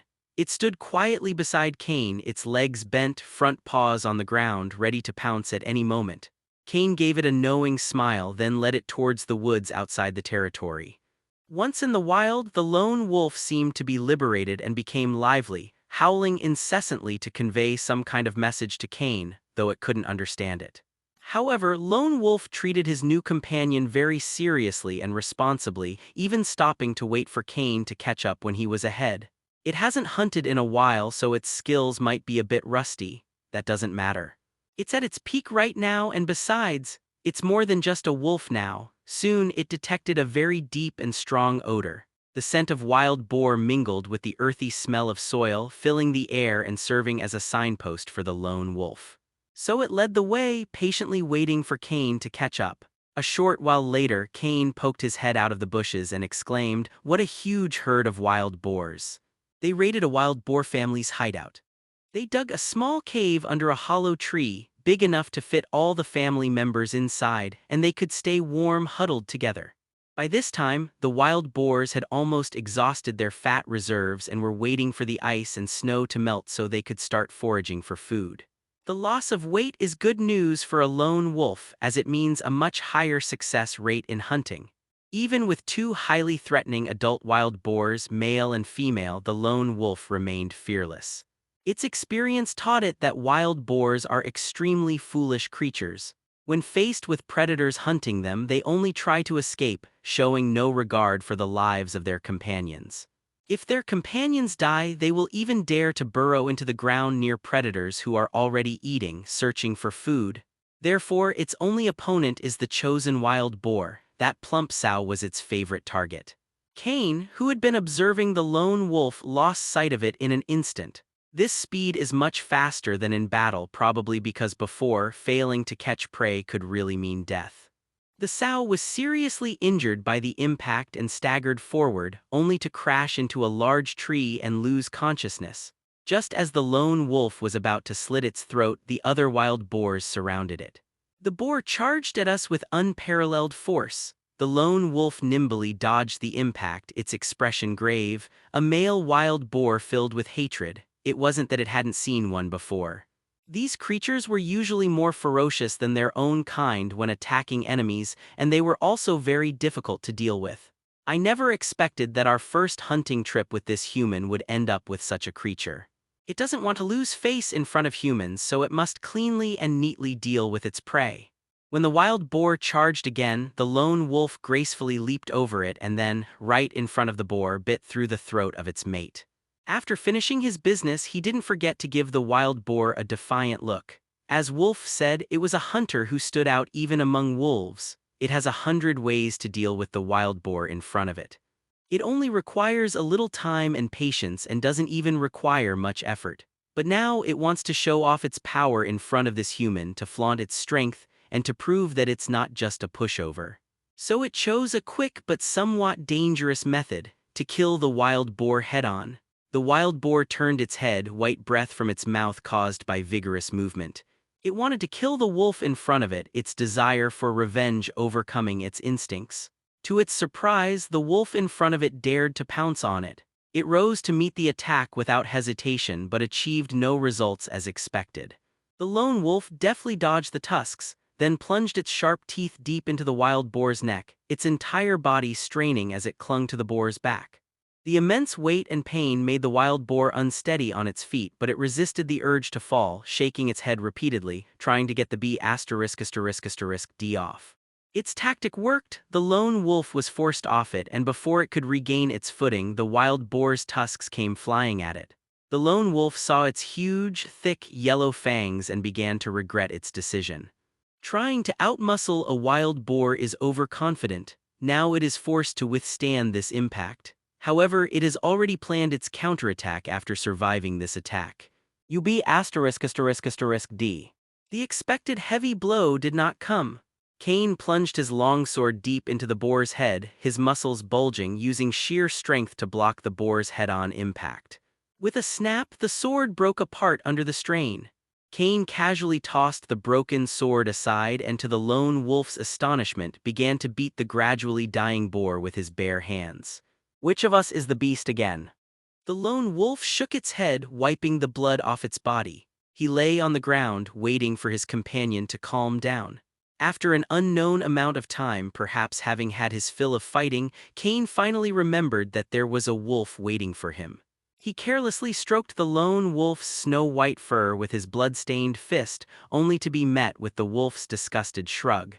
"You two-legged creature, can't you be a little more hygienic and elegant?" The lone wolf growled and was the first to emerge from the forest. 2 wild boars make for a very sumptuous meal. Cain sent the boar's carcass to the territory for confiscation, while the less pungent sows were kept for themselves. There was a large open space next to Log Town, so he randomly found a spot and started a fire. The lone wolf, having already washed itself, lay quietly beside him. Even when very hungry, it still maintains its elegance. It's a kind of inexplicable pride. In short, she doesn't want to see herself embarrassing in front of Cain. That's what it thinks. Cain turned the wooden stick to make the wild boar meat roast more evenly while muttering something to himself to the lone wolf. The lone wolf would occasionally respond with a howl, and even though neither could understand the other's words, a seed of trust had already begun to sprout. Before he knew it, Cain had gotten used to roasting meat and feeding it to the perpetually hungry giant beside him, and the lone wolf had also accepted his rough caresses. As night fell, both men realized it was time to go back. The lone wolf led the way, glancing back every now and then, worried that the human might not be able to see the path. Cain returned it to the master's playground where the lone wolf's den was. After waving goodbye, he didn't care whether lone wolf understood or not and headed straight home. As one of the few knights in the territory, he received very high treatment, not to mention that he was a knight who had been promoted on his own merits. The Lord generously allocated him a small courtyard not far away and even asked him with concern if he needed a few servants. After all, he didn't bring his family with him when he came here. The house was empty until he returned, when it finally felt a little more alive. Well, For some reason, he sighed and suddenly became melancholy. I wonder how my parents are doing. I hope they're doing all right at yours house. His father was a second-rank knight loyal to the Earl. He's doing pretty well. After a quick wash, he prepared to turn off the lights and go to sleep, thinking that he would go find that adorable Steppenwolf tomorrow. Without realizing it, a slight smile appeared on his lips. There was a noise outside the door. It's so late, does the master have another new order? He thought for a moment, then pushed open the door. The lone wolf sat proudly on the ground, its head held high, looking at the human with disdain. Cain laughed and demonstrated the knight's immense strength to the lone wolf. He easily picked up the enormous lone wolf and carried it into the warm home. Cain lit the fireplace and decided he wouldn't go back to sleep that night. The fire in the living room and his companions made him feel more at ease. Looking at Cain's thin clothing, Lone Wolf thought the guy might catch a cold. After all, humans don't have fur as thick as theirs. It was definitely not that I wanted to lie on him.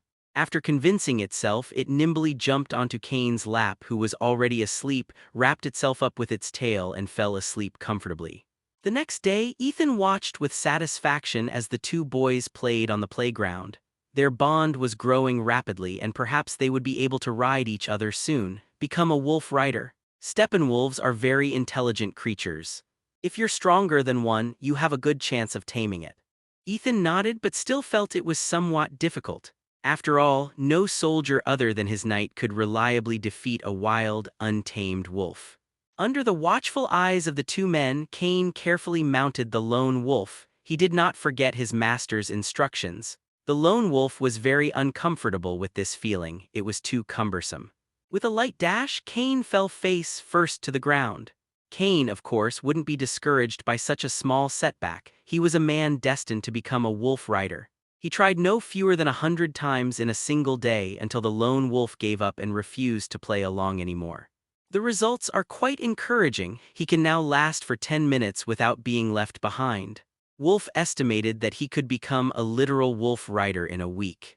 As for true wolf riders, both humans and wolves are still a long way off. The cities of the Baedson Empire can be broadly divided into two categories. One type is a town established by the empire in a prosperous area. The officials in the town are appointed by the empire, and most of the people who can live there are free people with skills and nobles. The other type is towns established by nobles on their own territories, where laws and regulations are handled by the nobles themselves, and they don't even have to pay a penny of taxes to the empire.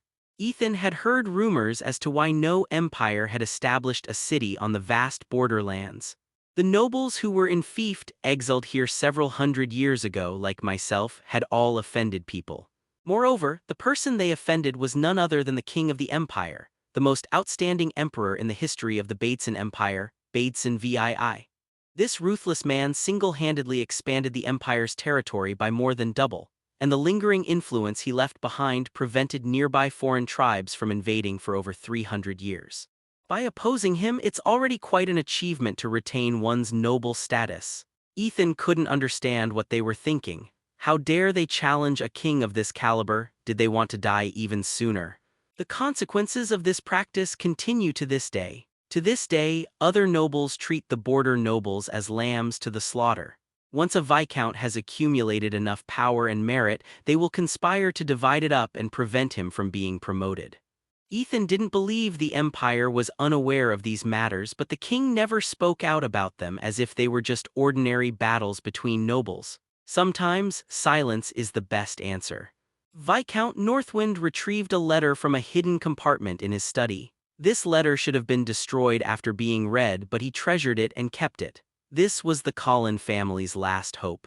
He received the letter 3 months ago and reads it almost every day. This brief letter could change the fate of the entire family, so he couldn't afford to be careless. The letter was very brief.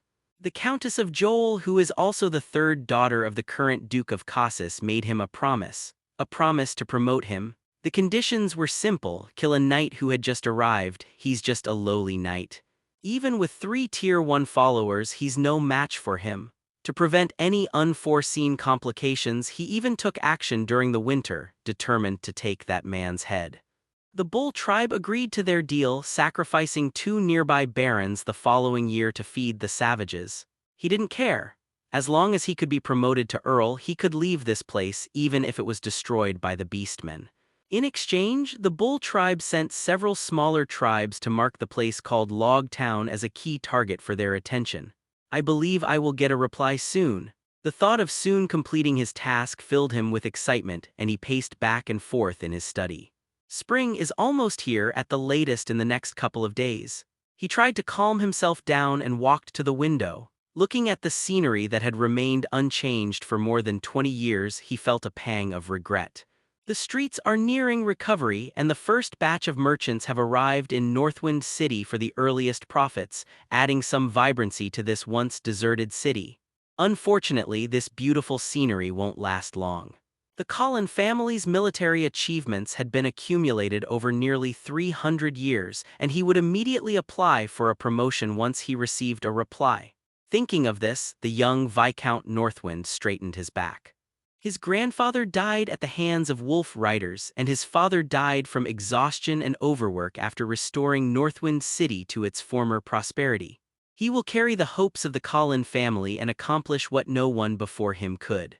If successful, he would move his entire clan to the heart of the empire. Even if my title is downgraded, it doesn't matter. Even being a baron would be 1,000,000 times better than being in this godforsaken place. A knock came at the door.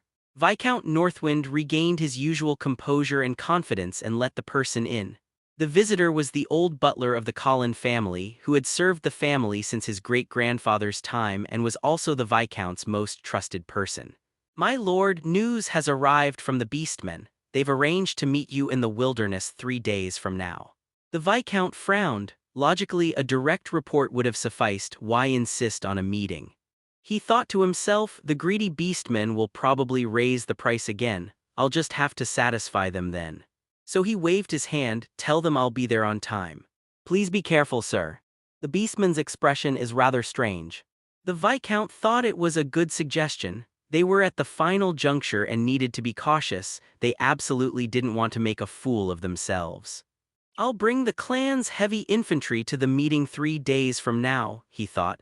This was absolutely the best plan. Even a large tribe wouldn't be able to shake a well-organized heavy infantry force.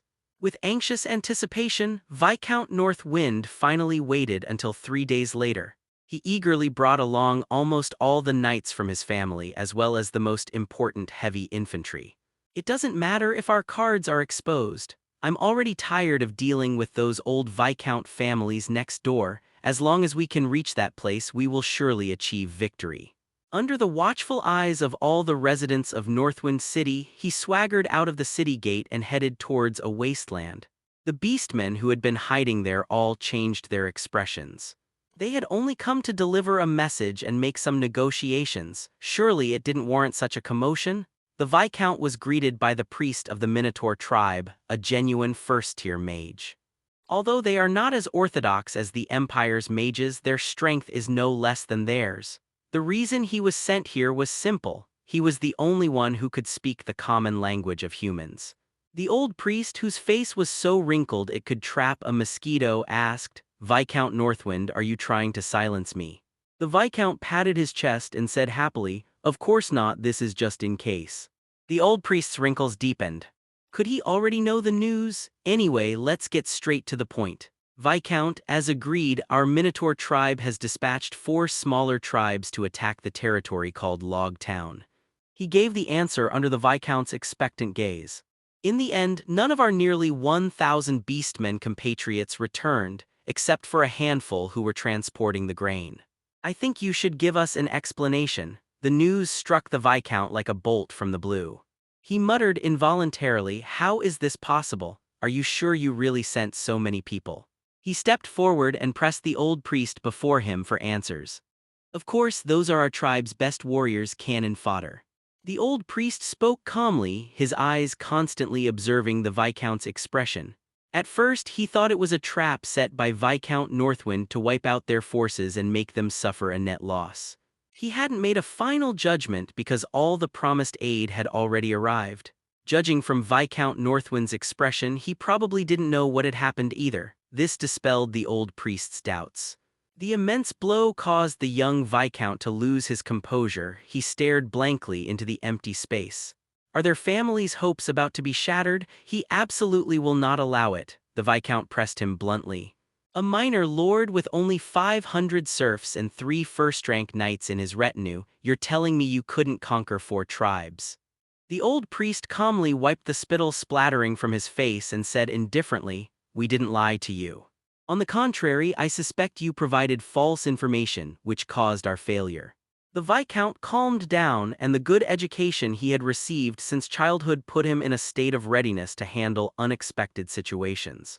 What's the next step? He asked himself, and also the old priest. The old priest remained calm. "We won't have a chance to act this year, but the deal is done and we've lost quite a few men." He said his last words earnestly, "Remember to keep your promise," before leaving with the beastmen. After watching them leave, the Viscount gritted his teeth and uttered a few words. "Those beastmen bastards." After all that fuss to be told the plan failed, where does that leave him looking so humiliated? To deliver food to these bastards, he risked having his home ransacked, traversing the North Wind region to reach the vicinity of Howling territory. It seems like it was all wasted now. However, if Ethan doesn't die, the 2 barons who were part of the deal cannot be handed over under any circumstances. Trying to take advantage of us next year, if he can't leave, the orcs won't get any food either. His heavy infantry are no joke. Now it seems we have no choice but to make other plans. In any case, the orcs are unreliable. He can still think of a way to deal with it himself. The cold wind on the way back blew against his face, and after his intellect regained its hold, he calmed down completely. That knight is definitely suspicious. The orcs wouldn't deliberately favor a knight who has no connection to them. In other words, there's no need to lie to him. Even if the orcs exaggerated their losses, that kid should have killed at least 500 or 600 orcs. Even the barons under the Viscount might not be able to do this. This power should not be underestimated. The Viscount's brow relaxed. He was still hiding in the shadows, and he had plenty of time and energy to gather information about the knight. Once we've thoroughly figured out his background with the Collin family's years of accumulated power, killing him would be as simple as saying a few words. Thinking of this, he regained his composure. Ethan opened the window and a howling wind rushed into the room, causing him to sneeze. "It's so cold." He shivered as he closed the window. The wind was just as strong as it was in winter. This was also related to the fact that he wasn't wearing any clothes. Just yesterday, he suggested to Wolf that he wanted to try out what it was like to be a wolf rider. The wolf girl lowered her head and shyly agreed. The result was, naturally, exhaustion. I lay in bed, unwilling to get up. Looking at his sleeping wife, Ethan chuckled. He admitted that compared to the cavalry, he still preferred the wolf riders. Wolf really does have a tail, and it's very sensitive. With just a gentle grab, the wolf girl will lose all her strength and be at your mercy. Of course, the possibility that she was acting cannot be ruled out. We've been married for so long, it's nice to add a little romance now and then. After getting up, Ethan greeted Kane, who was training with Lone Wolf on the playground, and then began to handle today's administrative matters. It must be said that the administrative system he adopted was quite useful. Since its development, his burden has been greatly reduced. This is the benefit of delegating authority. In such a small territory, it's rare for there to be any major issues requiring his personal attention. All he needed to look at each day were accounts and inventory. Food, weapons, and population are all crucial. And right now, he lacks every single one of them. The territory only has enough food for 2 months, and meat is even scarcer. Now they rely entirely on the 2 wolves and the trained army for supplies. He had no blacksmith. This world has strict control over weapons. No blacksmith may forge weapons and armor without the Lord's permission. Of course, free cities are an exception. As for the population, his current plan is to simply buy it with money. This is the only legal way to acquire people at the border. Those slave traders would bring strong or skilled slaves from afar to Northwind City. They then sell them at several times or even 10 times the price to reap huge profits. In the end, Viscount Northwind levied exorbitant taxes on them. Spring is just around the corner, and this is the most important time for planting. It's believed that many slave traders would be willing to risk coming to this area to make a fortune.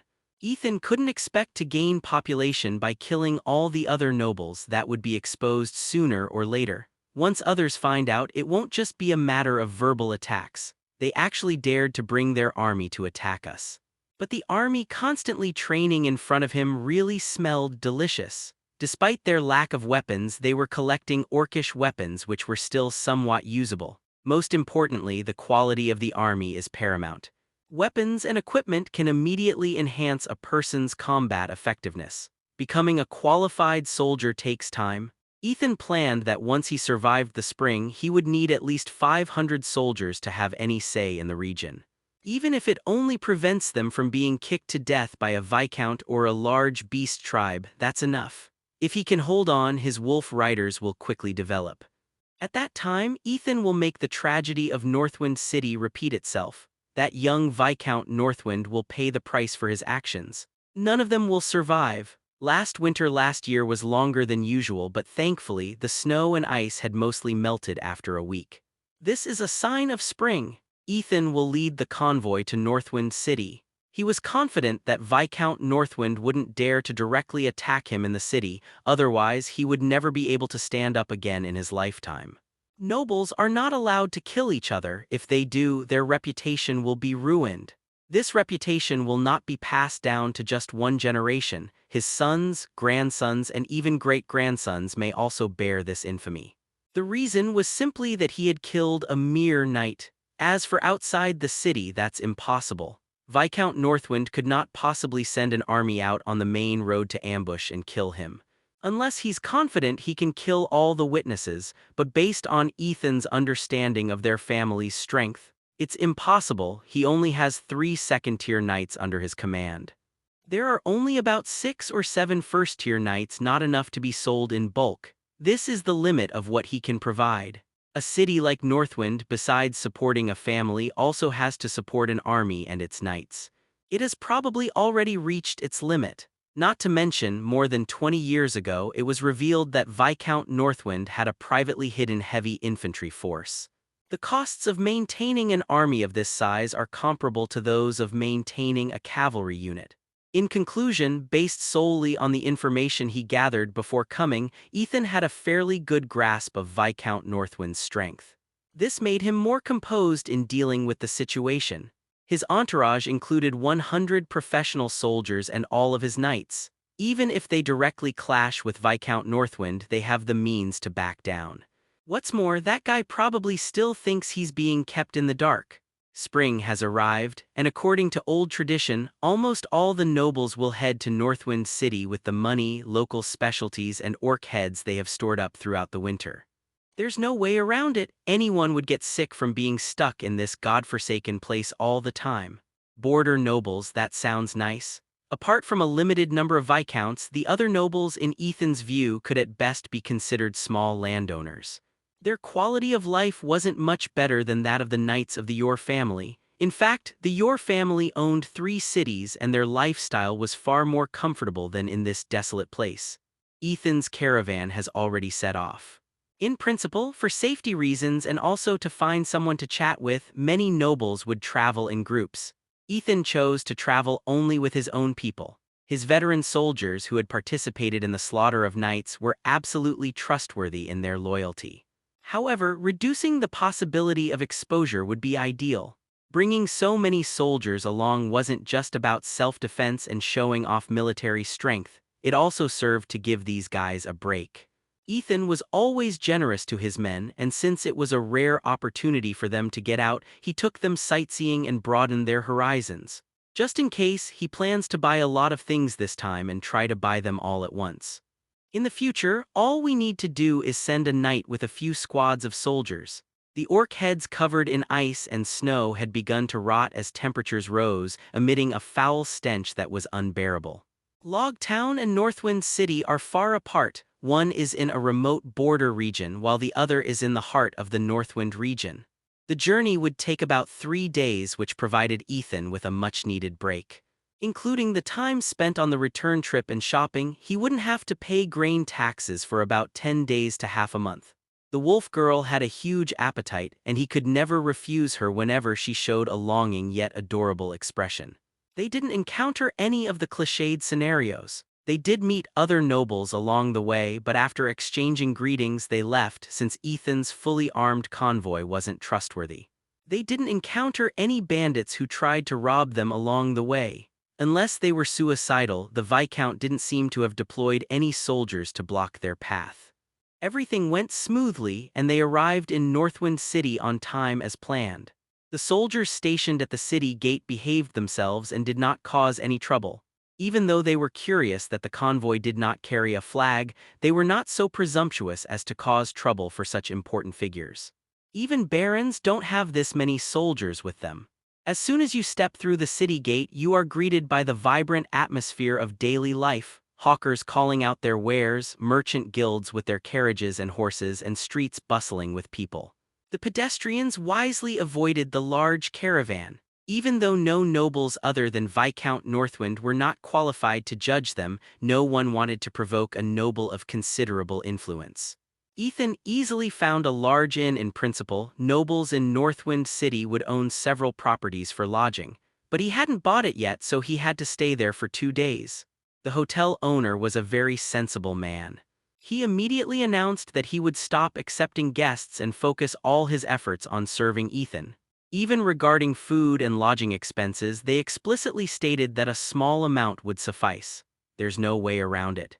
It's impossible for someone to run such a large hotel in Northwind City without the support of nobles. That's why he knew how terrifying the nobility could be. Don't be fooled by how friendly and easygoing the nobles are when they interact with each other. They are completely different when dealing with free people who are a class above them. "Excuse me, who do you think you are to talk to me?" Ethan didn't take advantage of the fact that he provided food and lodging for over 100 people for 3 days. He tossed the owner 3 gold coins, so in the end, the owner got a little something for free. After giving the soldiers free time, Ethan took Marcus and his entourage to buy groceries. Indeed, even as a high-ranking nobleman, he still had to worry about the food supply for his territory. Not only do they buy, but they also compare prices from 3 different vendors, confirm the cheapest and most affordable price, and then place a large order directly with the merchant, even if the merchant's inventory is insufficient. Ethan's purse was visibly shrunken. The territory's transportation capacity is limited, and he doesn't have many carriages and horses, so he estimates he'll have to make several round trips. In order to save time, he had the merchant deliver the goods directly to his door. As for the increased transportation costs, in his view, the time saved was more valuable. Not to mention the potential risks of multiple shipments, Ethan didn't believe the Viscount would do nothing. Next came the purchase of a residence. Unlike the magnificent mansions that nobles were supposed to live in, he opted for a secluded little courtyard. He won't come to Northwind City often. In the future, there will be dedicated personnel for purchasing supplies, and the number of people will not be large. A small courtyard will be enough. Of course, the real reason was that he didn't have much money left. After a busy day, he returned to the hotel. Groups of soldiers were sitting in small groups playing cards as usual. Upon seeing the lord, they quickly stood up and shouted, "My lord." The innkeeper, who was polishing the gold coins, was startled and almost dropped them. "This is top-quality gold coin. It's clearly from the heart of the empire, with a gold content far exceeding that of ordinary gold coins from the border regions." Ethan responded, "There's no need to make such a fuss when we're out and about. I'm not exactly a rule-abiding person."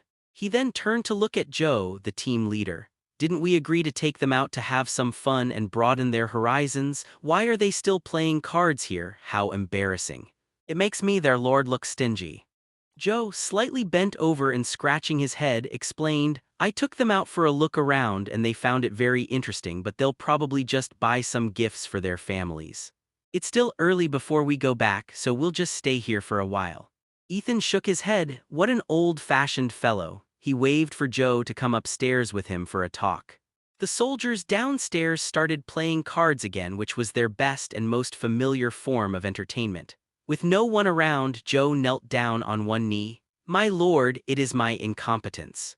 I cannot even lead my own troops properly, and I have made a fool of myself in your presence. Ethan rolled his eyes, somewhat speechless. This guy was clearly brought from the Joel family, yet he was even more stubborn than the guys from the border. What I meant was that you should relax with these guys. Joe looked up, but sir, they said it wasn't very interesting after walking around, and they didn't seem very satisfied with the food at the restaurant either. That much is true. Ethan treated the soldiers so well that they didn't even care about the food at small restaurants. Ethan tapped Joe on the head. Idiot, besides these things, can't you take them out for some intellectual enjoyment? Joe was still confused. Sir, what does spiritual enjoyment mean? Ethan said meaningfully, spring is here, it's time to take everyone to the bathhouse for a bath. It's not like I haven't paid them. Yes, spring is the season of rejuvenation, and also the season for animals. As the saying goes, there are only 3 kinds of brotherhood between men. We studied together under the same window, fought together, and finally sang together while drifting in the night. It's perfectly reasonable for Ethan to add the last option for them now. Watching Joe's departing figure, he simply said, remember to be back before noon tomorrow, there's something to do then. Ethan stared at the notebook in front of him, a valuable record he had kept since arriving in the city. Hearing the commotion downstairs, he knew his men were about to release him. We believe that the experienced bathhouse ladies of Beifeng City will provide them with a unique experience. As long as you don't get sick, everything is fine. Ethan's words still carried weight, even though some people hadn't even put their pants on properly, they still returned on time before noon the next day. The orc heads on the cart were completely rotting.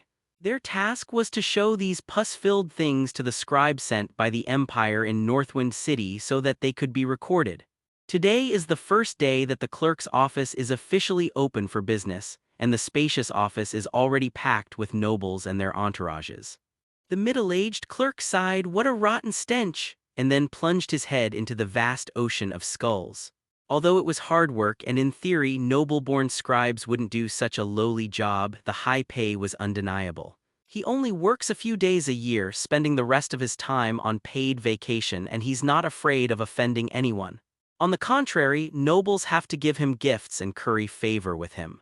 No one wants their military achievements to be understated or embezzled.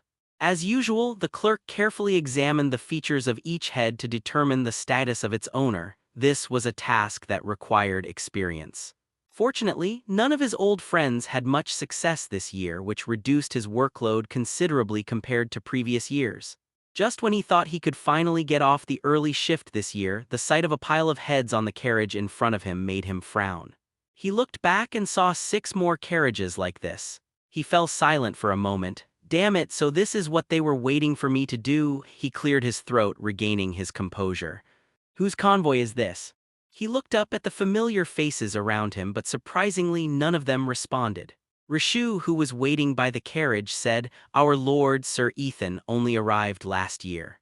We hope Scribe Madley will give him his guidance. As he spoke, he brazenly took out a small bag and handed it directly to the clerk. Everyone present tacitly approved of this behavior. Everyone else was doing it, and if you didn't, you'd be considered an outsider. Madley calmly took the money bag and put it in his pocket. Sir Ethan is truly wise and valiant. A nobleman who can reap such a great harvest is a rare sight even on the entire border. Please have the clerk count them. Rasu stepped aside and in the process, slipped something into Madley's hand again. Madley's mood improved considerably and he began to count the mountain of heads one by one. After the waiting nobles finished playing 3 rounds of cards, the tally came out, and it matched Ethan and his companion's previous estimate. If the 1335 military merits are correct, I will register them in your file. A gloomy-faced young man approached, clapping his hands and exclaiming, Truly, heroes emerge from among the young. Where is Knight Rasu? Why isn't he here for an occasion like this? Ethan had arrived long ago, but he was greeting other nobles and engaging in a custom known as smoking. He emerged from the crowd smiling and extended his hand, saying, Viscount Northwind, I've long admired your name. The Viscount did not shake his hand, but instead met his gaze deeply. So many orcs, did you really kill them? I heard that 2 knightly manors under Baron Hoffman were completely wiped out. As for the orc corpses at the scene, all their heads were missing and you, the lord closest to them, were among them. Ethan silently withdrew his hand, his smile unchanged. I am also heartbroken by this. However, I remember that the origin of orc heads has never been a matter of inquiry, has it? After all, a dead orc is a good orc, am I right? The nobles watching the two who were at odds for some unknown reason found it quite entertaining. No matter where you are, being a gossipmonger is a basic human instinct. You're right, but as a knight of the vanguard, your strength has exceeded its limits. Count Oldman has given you a great deal of support.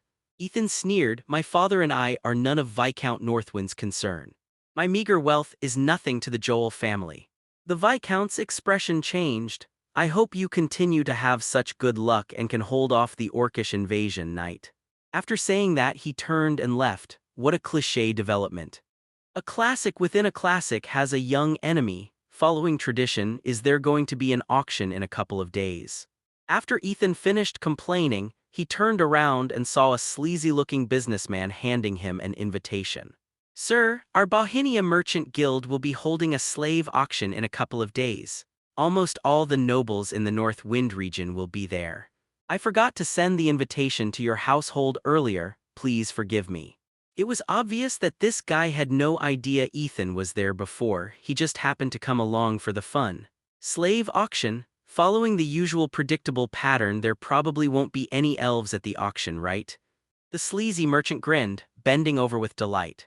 You were absolutely right, we did indeed bring a batch of elven slaves to give the lords at the border a taste of something new. Ethan silently slammed down a 6. As expected, every other world is inseparable from elves, and slave elves are the underlying logic of other worlds. After some mental calculation, he realized that elven slaves wouldn't be of much use to him. They were incredibly valuable but not very strong in combat. As for other uses, he doesn't want to see trouble brewing in his backyard just yet, and he really couldn't afford it. Madley was stopped by him. According to imperial law, 1,000 military merits are enough to be promoted to barren without any cost, right? Madley wiped his sweat. He didn't want to offend this guy who could go toe-to-toe with the Viscount, and he knew the importance of self-preservation. That's right, are you getting promoted now? Okay now, then please convert all my military merits into imperial gold coins.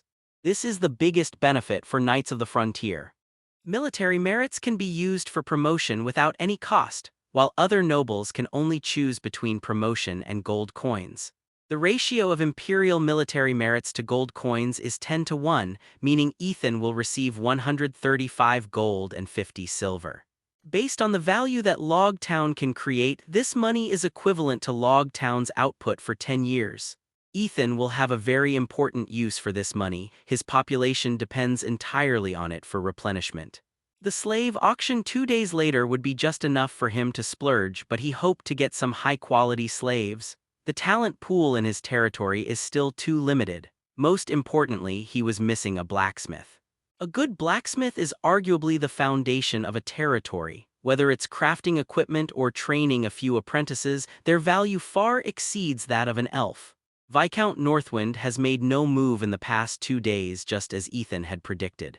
He dares not make a move here. As for the others, Ethan has attended quite a few banquets these past few days. To them, Ethan was a baron who had suddenly appeared out of nowhere and they needed to figure out his background. After learning that Ethan had arrived at the border with a decree to open up the border, they all fell silent. Having connections in the family to get this thing is much better than going to the south, isn't it? The southern grasslands were fertile ground for pioneers. Every shovelful of soil yielded abundant resources and gold. At the border, all the nobles could do was watch the orcs bare their teeth. But judging from Ethan's strong and well-equipped army, he didn't seem to be an exiled person, so they could only assume he was a somewhat dim-witted nobleman's son. Ethan's knowledge and experience from his large family still intrigued them, and they gradually became acquainted with each other. Ethan also learned about the auction from them. The Bohemia Merchant Guild is the empire's largest slave trader. It's unclear who their backer is, but their slaves are always of high quality and low price, and their supply is stable. The border auctions held annually are specifically designed to provide enough slaves for the border regions. Every city in the region hosts one and no one misses. However, although the prices are low, that's only relatively speaking. Slaves on the border are at least twice as expensive as those in the central region. And since they're only selling it at 150% of the price, it's naturally considered cheap. Chanison didn't care about any of this. Where there's demand, there's supply, and the price was already a tacit agreement. I just hope that Viscount Northwind won't resort to that old-fashioned tactic of raising his own price. That would be so boring. Contrary to expectations of a crowded auction, people were indifferent to things that had nothing to do with them. More than 20 nobles from the North Wind region were all present, sitting together in groups of one or a few, discussing the details of the goods. As is customary, the host didn't come up with any gimmicks or anything to whet people's appetites. After thanking everyone for their support, the first batch of items was brought out for auction. 10 strong male slaves, wearing shackles, stood in a line for everyone present to observe and even touch. Even nobles couldn't afford to buy too many slaves with their annual income, so they had no choice but to be cautious. 10 male slaves, strong and healthy, not only efficient at work but also good for breeding. Starting bid, 1 gold coin. These slaves were the most basic type offered by the Bohinia Merchant Guild, but they were also quite good for minor nobles, providing both labor and introducing new genes into existing serfs. Without a long silence, bids came one after another, and the price once reached more than 10 gold. Ethan didn't make a bid. The first item is often overpriced. He valued this batch of slaves at around 5 gold coins, which he considered a huge profit for the Merchant Guild. Soon, the 10 slaves were auctioned off to a baron for 11 gold and 20 silver. The second batch of slaves was brought up quickly. Unlike the first batch, this group of slaves was not only thin but also older, looking like ordinary serfs. Before anyone could raise any questions, the host immediately offered an explanation. "Gentlemen, these are the latest artisan slaves trained by the Chamber of Commerce. Not only are they only 35 years old, but they can also train at least 2 batches of apprentices, and their skills have all reached the level of a master craftsman or above. There are 5 carpenters and 5 stonemasons among them, with a starting bid of 1 gold coin for each." The nobles below the stage began to discuss among themselves. Artisan slaves were a rare sight indeed. While artisans may not hold a very high social status, they are still important talents, and there is a unified hierarchy among people regarding the skills of various professions. From lowest to highest, they are apprentice, master, proficient, master, and legendary. A master carpenter can train at least 10 apprentices, 1 or 2 of whom will reach the master level. It is highly beneficial for both investment and the development of the territory. No matter where you are, skilled people are always in demand, and even a cruel lord wouldn't easily harm a craftsman. This round of bidding was extremely fierce, and the prices of carpenters and stonemasons were driven sky high. Ethan bought back a carpenter and a stonemason for 10 gold each, which were in short supply in his territory. Fortunately, Viscount Northwind acted as if he hadn't seen him at all. Not only did he not cause any trouble, but he also withdrew from the bidding when he saw Ethan make an offer. There's always a reason behind everything. He doesn't even compete for ordinary slaves, so Ethan thinks that if he wanted to bid, few people would refuse him. The reason for halting operations now is simply to save it for later. Could it be an elf? Ethan didn't know, but he felt he didn't need to get involved in such a matter. His only goal from beginning to end was to buy enough slaves. Nothing else mattered to him. As time went on, the auction had sold a total of 300 slaves, with Ethan alone purchasing 100 able-bodied men. This drew frequent glances from other nobles. The young man's wealth was extraordinary, but Ethan frowned.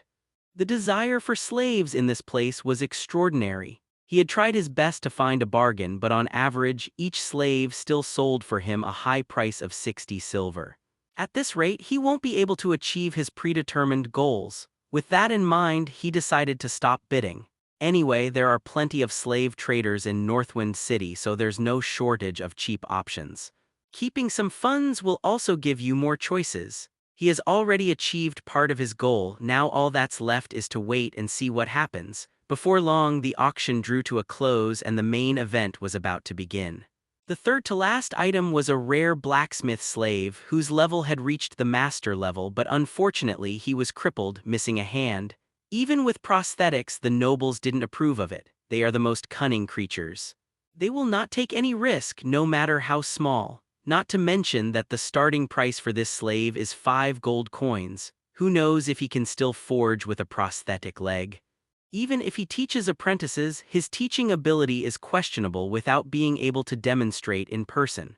Seeing that there was a possibility of an awkward silence, the host kept emphasizing how rare and precious a master blacksmith was. Before he could exhaust the patience of the nobles present, Ethan tentatively announced his bottom price. He sat in his chair and coldly called out, 5 gold coins. Don't waste everyone's time. The host immediately finished counting down and the waiter dragged the slave away. Some people secretly thought that this new baron was quite arrogant, offering 5 gold coins just to save time. Someone else chimed in, I think he's just eager to find an elf to play with. After saying that, the group burst into laughter. Ethan ignored their speculations. He had an idea in his mind. A skilled blacksmith is indeed of little use, but what about a master blacksmith? His skills were never said to be usable only by knights. Viscount Northwind, the young man's fingers were tapping incessantly on the armrest of his chair, his otherwise handsome face etched with frustration. Lately, one annoying thing after another has happened, which is really frustrating.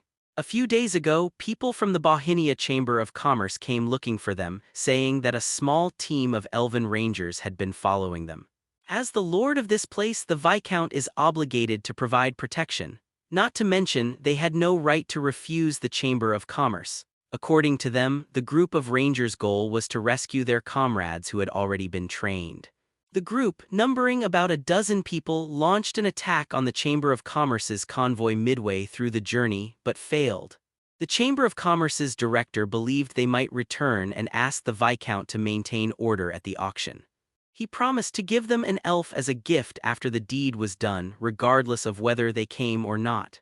But the Viscount didn't want it at all. Based on the Viscount's understanding of merchants, if they dared to say such a thing, they were certain that the elven rangers would come.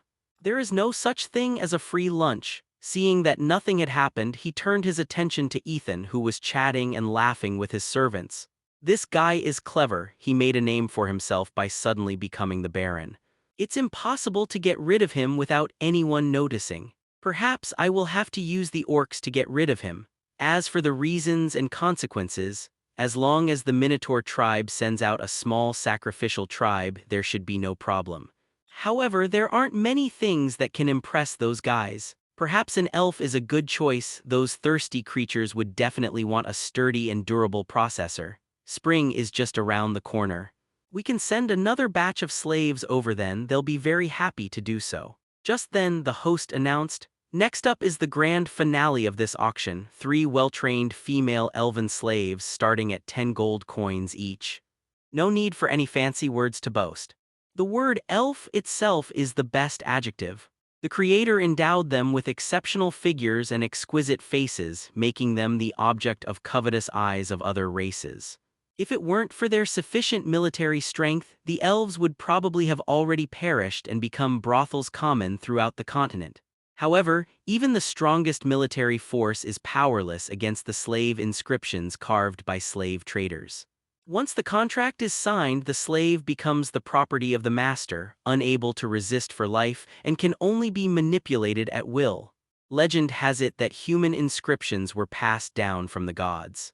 Ethan thought this guy was probably just a fun-loving person.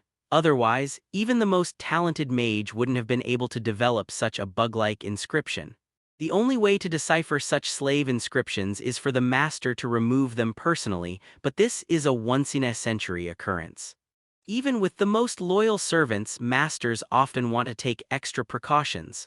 Apart from Ethan, Wolf's inscriptions have already been removed by him. From that day on, all the key figures in the territory knew that they did indeed have a mistress. Back at the auction, the nobles who were already tired of the old ways were extremely enthusiastic about the elven slave, their shouts rising higher and higher. The spectacle was even more exciting than when they were watching a noble duel. For these nobles accustomed to life on the frontier, a novel and entertaining activity was well worth it. Even if they emptied their pockets, they would still be willing to buy an elven slave. With each shout, the first elf's price rose to 120 gold coins. The manager hiding behind the scenes was beaming with joy. His prediction had been correct after all. Although the borderlands are inhabited by a group of poor country bumpkins, they are very willing to pay for the elves. After all, the big shots in the central region had long since gotten tired of it, and the price was already fixed at around 100 gold coins with no room for change. The extra 20 gold coins were pure profit, enough for him to distribute as dividends. Take it to the higher-ups in the Chamber of Commerce and try to get someone transferred away from this backward and dangerous area in the future. As he was dreaming of promotion and wealth, a group of men dressed in black robes, carrying longbows and wielding sharp blades burst in. He was fighting with a group of guards, and they made a move to snatch the elven slave who had just been reserved. What they didn't expect was that, instead of panicking, the nobles sitting to the side watched the spectacle with great interest. They underestimated both the boredom and the bravery of the border nobles. None of them were below the first rank. Even if these wandering knights are very strong, it is difficult for them to pose a threat.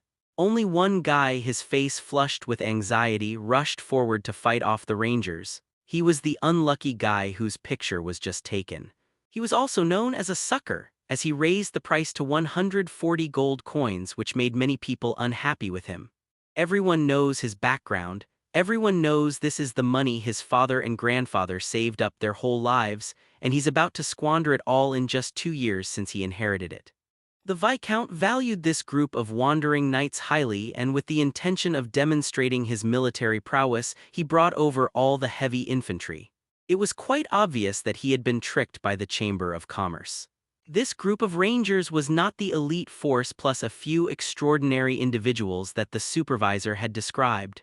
They are all at the first rank, and there are even several at the second rank. Soon, a dozen or so wandering knights led their rescued comrades away. The grim-faced supervisor approached Viscount Northwind. "Viscount, what do you think?" The young man's face flushed red and then paled before he blurted out, "Damn it, let's see where they can run to." Upon hearing this, the smiles of the crowd who had been sitting there watching the spectacle widened even further. It had been a long time since they had seen the Collin family take things seriously. The Viscount lived up to his title as the ruler of the region. The Collin family's soldiers surrounded both city gates, with at least several hundred armed soldiers blocking the entrances and strictly prohibiting anyone from passing through.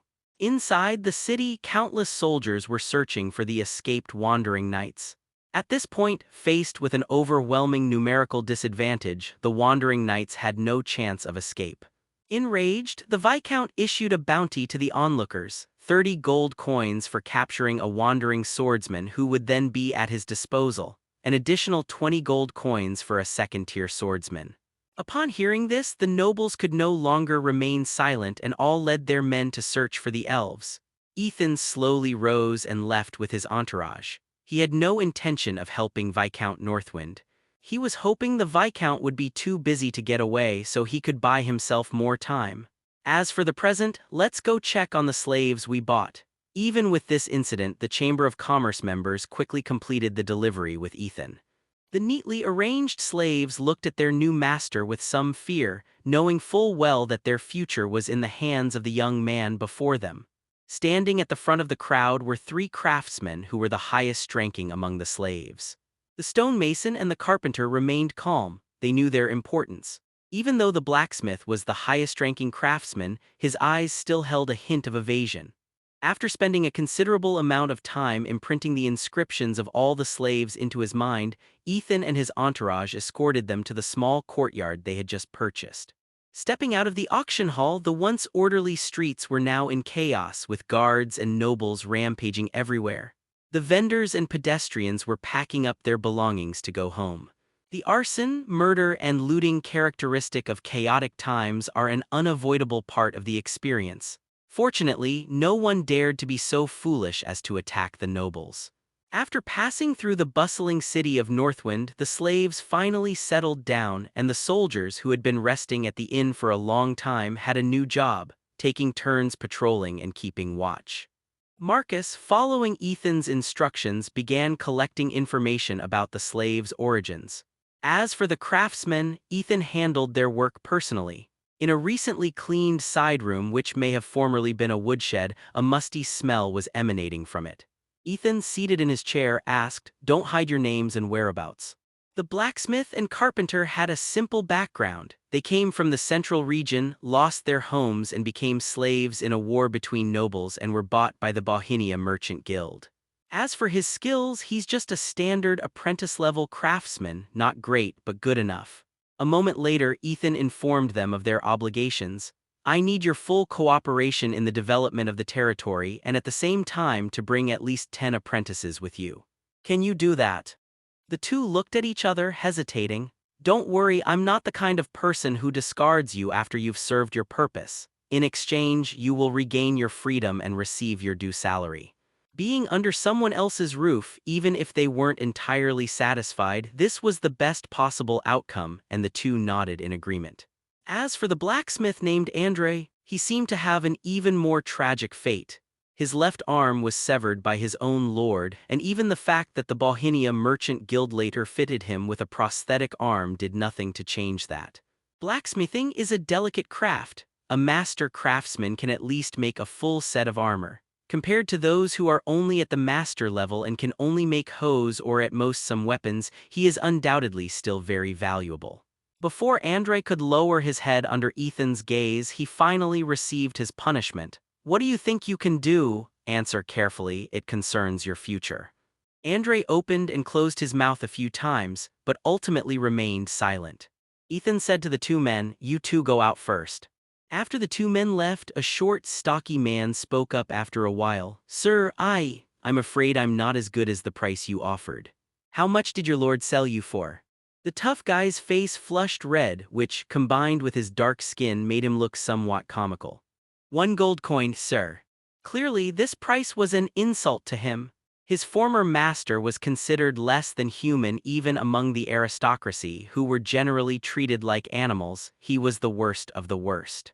Ethan looked at his prosthetic leg. "I didn't expect you to forge weapons and armor for me. What kind of apprentices can you train?" He stammered, "Master, without a personal demonstration, I doubt I can even graduate. There's not much I can do. I guess I can only make farm tools." In other words, Ethan bought a blacksmith apprentice for 5 gold coins, and the slightly better thing is that he can also train other apprentices. If it has no other use, it's undoubtedly a huge loss. In the suffocating silence, Andre felt even darker about his future. This lord might be better than the previous one, but for someone of little value like him, his treatment might not be much better than that of an ordinary slave. Unexpectedly, Ethan posed a new question. "How far were you from becoming a master blacksmith?" Andre paused for a moment, then shook his head violently. "Sir, forgive my bluntness, but comparing a master to someone like me is an insult to the word master. A master craftsman is a top-tier artisan capable of forging weapons that will be remembered throughout history. If I had to put it bluntly, even a master who lost a hand like me would be stronger than I was when I had a healthy hand." Ethan could see a kind of fanaticism in Andre's eyes, a pursuit of superior craftsmanship and a desire to surpass his own skills. This guy is indeed a blacksmith through and through, a pure blacksmith. Ethan used the same tactic he had used with Rassel. "If you could advance to the level of a master, what would you be willing to give up?" Andre's first reaction was disbelief. He had never heard of such a thing, but he still said, "If I could truly become a master blacksmith, I would be willing to forge weapons for you for the rest of my life." Ethan stood up, patted him on the shoulder, and then walked out of the room. "This house is yours for now. Don't disappoint me when we reach the territory, Master Andre." Andre's eyes were unfocused with shock, and his right hand began to tremble, unable to calm down for a long time. The strength he had lost in his right hand from not forging iron for so long gradually returned. The pain and itching returned to my left arm, which had long since lost all sensation, as if new buds were beginning to grow. The prosthesis also became easier to handle. Most importantly, he gained a deeper understanding of blacksmithing. After settling the craftsmen in, Ethan then turned his attention to his new slaves. According to the intelligence provided by Marcus, this group of people came from diverse backgrounds. Some were originally serfs, while others were free people captured as spoils of war. In short, at this moment they share a common identity: Ethan's slaves. The Bohemia Merchant Guild has always been very strict in disciplining its slaves. At least Ethan couldn't see any anger or resistance in their eyes. Most are numb and apathetic, only a few have clear eyes. Marcus explained to Ethan their treatment and obligations, and the reasonably good food supply reassured them. The army's generous benefits further tempted them. All they needed was the heads of 3 enemies to become glorious free citizens. They were not ignorant. Coming from the central region, they naturally knew the vast difference between free men and serfs. Moreover, becoming a soldier meant being above the rest among the free people, and they quickly became active. These strong and healthy slaves have a higher rate of promotion to veterans, and their combat effectiveness is also stronger, making them a high-quality source of soldiers. A dark figure dodged the patrolling soldiers' attack with a swift movement. In a flash, a short knife flashed and blood spurted from the soldier's neck. After easily dispatching several opponents, Alice cursed her bad luck. These noble lackeys were like locusts, impossible to eradicate. Just then she heard several soldiers shouting, "Come quick, we've found a lone elf." Alice frowned. Her strength was almost completely depleted, and for now she could only hide and wait until she could make contact with her companions before making any further plans. She leaped up and jumped onto a wall. Looking at the piles of hay and the dusty gate, she concluded that this secluded little yard was just a long-standing warehouse. It served as a temporary hiding place. She found a corner to lie down, and exhaustion washed over her as she lay on the comfortable hay mat. Before he knew it, the wandering swordsman had fallen asleep. "Phew, I'll take a nap first. I shouldn't be found here." When she woke up, she vaguely heard a commotion. Her years of ingrained vigilance made her want to retreat immediately, but she heard the sounds of patrolling soldiers just a wall away. So she pressed herself against the haystack, listening to the sounds coming from outside.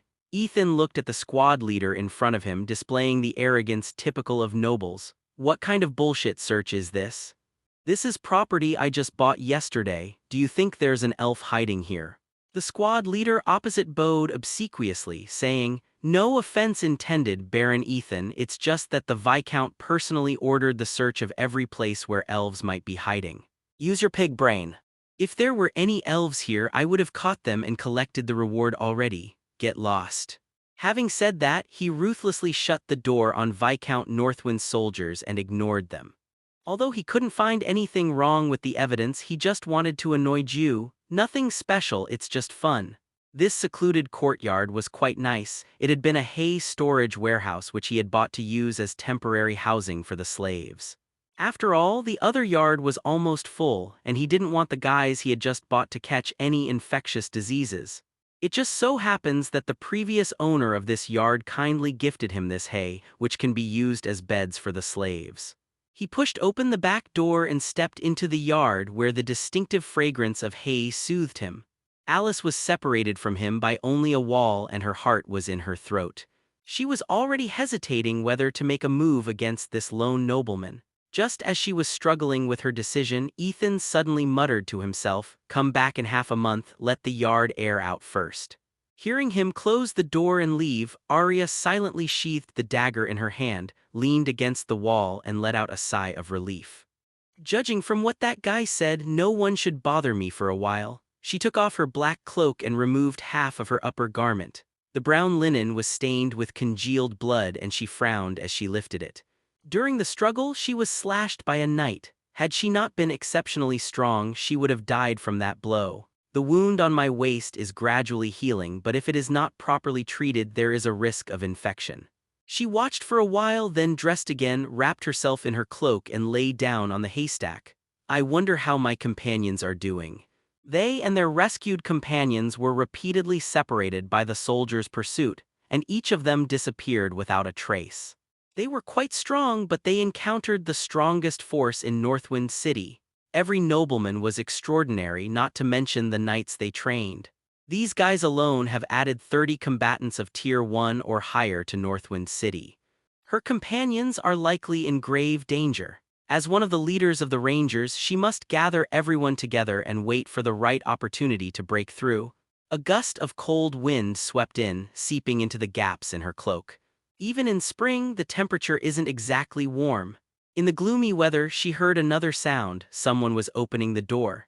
But she was too slow to climb over the wall in time, so she could only hide in the gaps in the haystack and hope that the guy would leave quickly. A fragrant aroma wafted over, the distinctive scent of warm food. Based on her keen sense of smell, the rich aroma was probably borscht, a popular soup in the north. Even though she doesn't eat meat, she couldn't help but swallow. She hadn't eaten for a long time in preparation for this. Is this guy planning to hide here and secretly drink this stuff? In the brief moment she was stunned, a flippant voice reached her ears. "Would you like a bowl, Miss Elf?" Amidst the swirling hay, Ethan caught the dagger she was halfway drawing. Ethan waited carefully until the soup in his hands settled. "Don't get so agitated, it would be a shame to spill the soup." Alice tried her best but couldn't budge the half-drawn dagger even slightly. Looking at the young man with a gentle smile before her, she slowly sheathed her dagger. "What do you want to do?" Ethan chuckled. "I'm here to help you, no need to be so aggressive, right? There's nothing good among you nobles." Her words carried an undeniable confidence. Ethan looked at her trembling body and said, "Let's sit down and talk about it first. It wouldn't be good to escalate your injuries." After saying that, without waiting for her to listen or not, he sat down on the hay, still holding the bowl of borscht steadily in his hand. Seeing his unguarded state, Alice silently sat down, ignoring the bowl he offered, and said, "Why did you help me? I don't know if you've ever heard the saying, 'The enemy of my enemy is my friend.' My relationship with Viscount Northwind isn't exactly pleasant, so naturally I hope you can divert some of his attention. Why should I believe you won't bring people to arrest me?" Seeing her wary expression, Ethan couldn't help but chuckle. "You really think you're a match for me?" As she spoke, Alice sensed a powerful aura emanating from him, as ethereal as the wind, yet unshakable. He is indeed a formidable opponent in the second tier. It would be very difficult for him to escape on his own. Ethan said, "You can rest here for a while. If you trust me, you can use it as a base. I'll arrange for someone to bring you meals every day." After saying that, he put down the bowl in his hand and was about to get up and leave.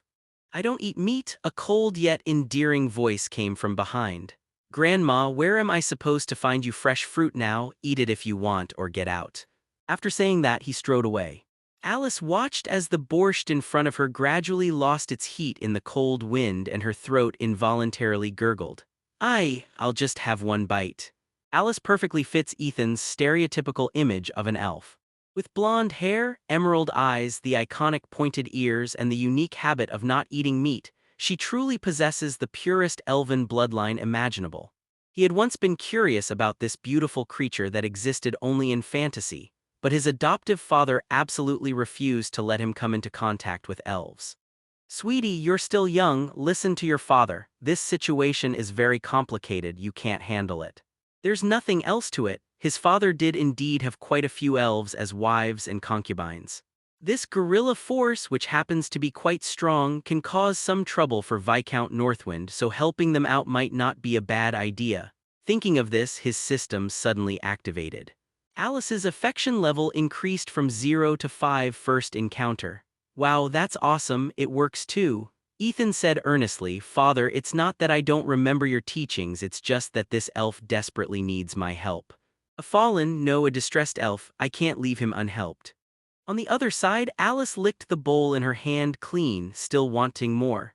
Touching her unchanged lower abdomen, she felt a mix of frustration and satisfaction.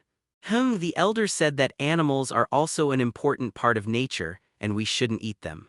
But it's so delicious. In Alice's more than 20 years of life, she had never tried this kind of food.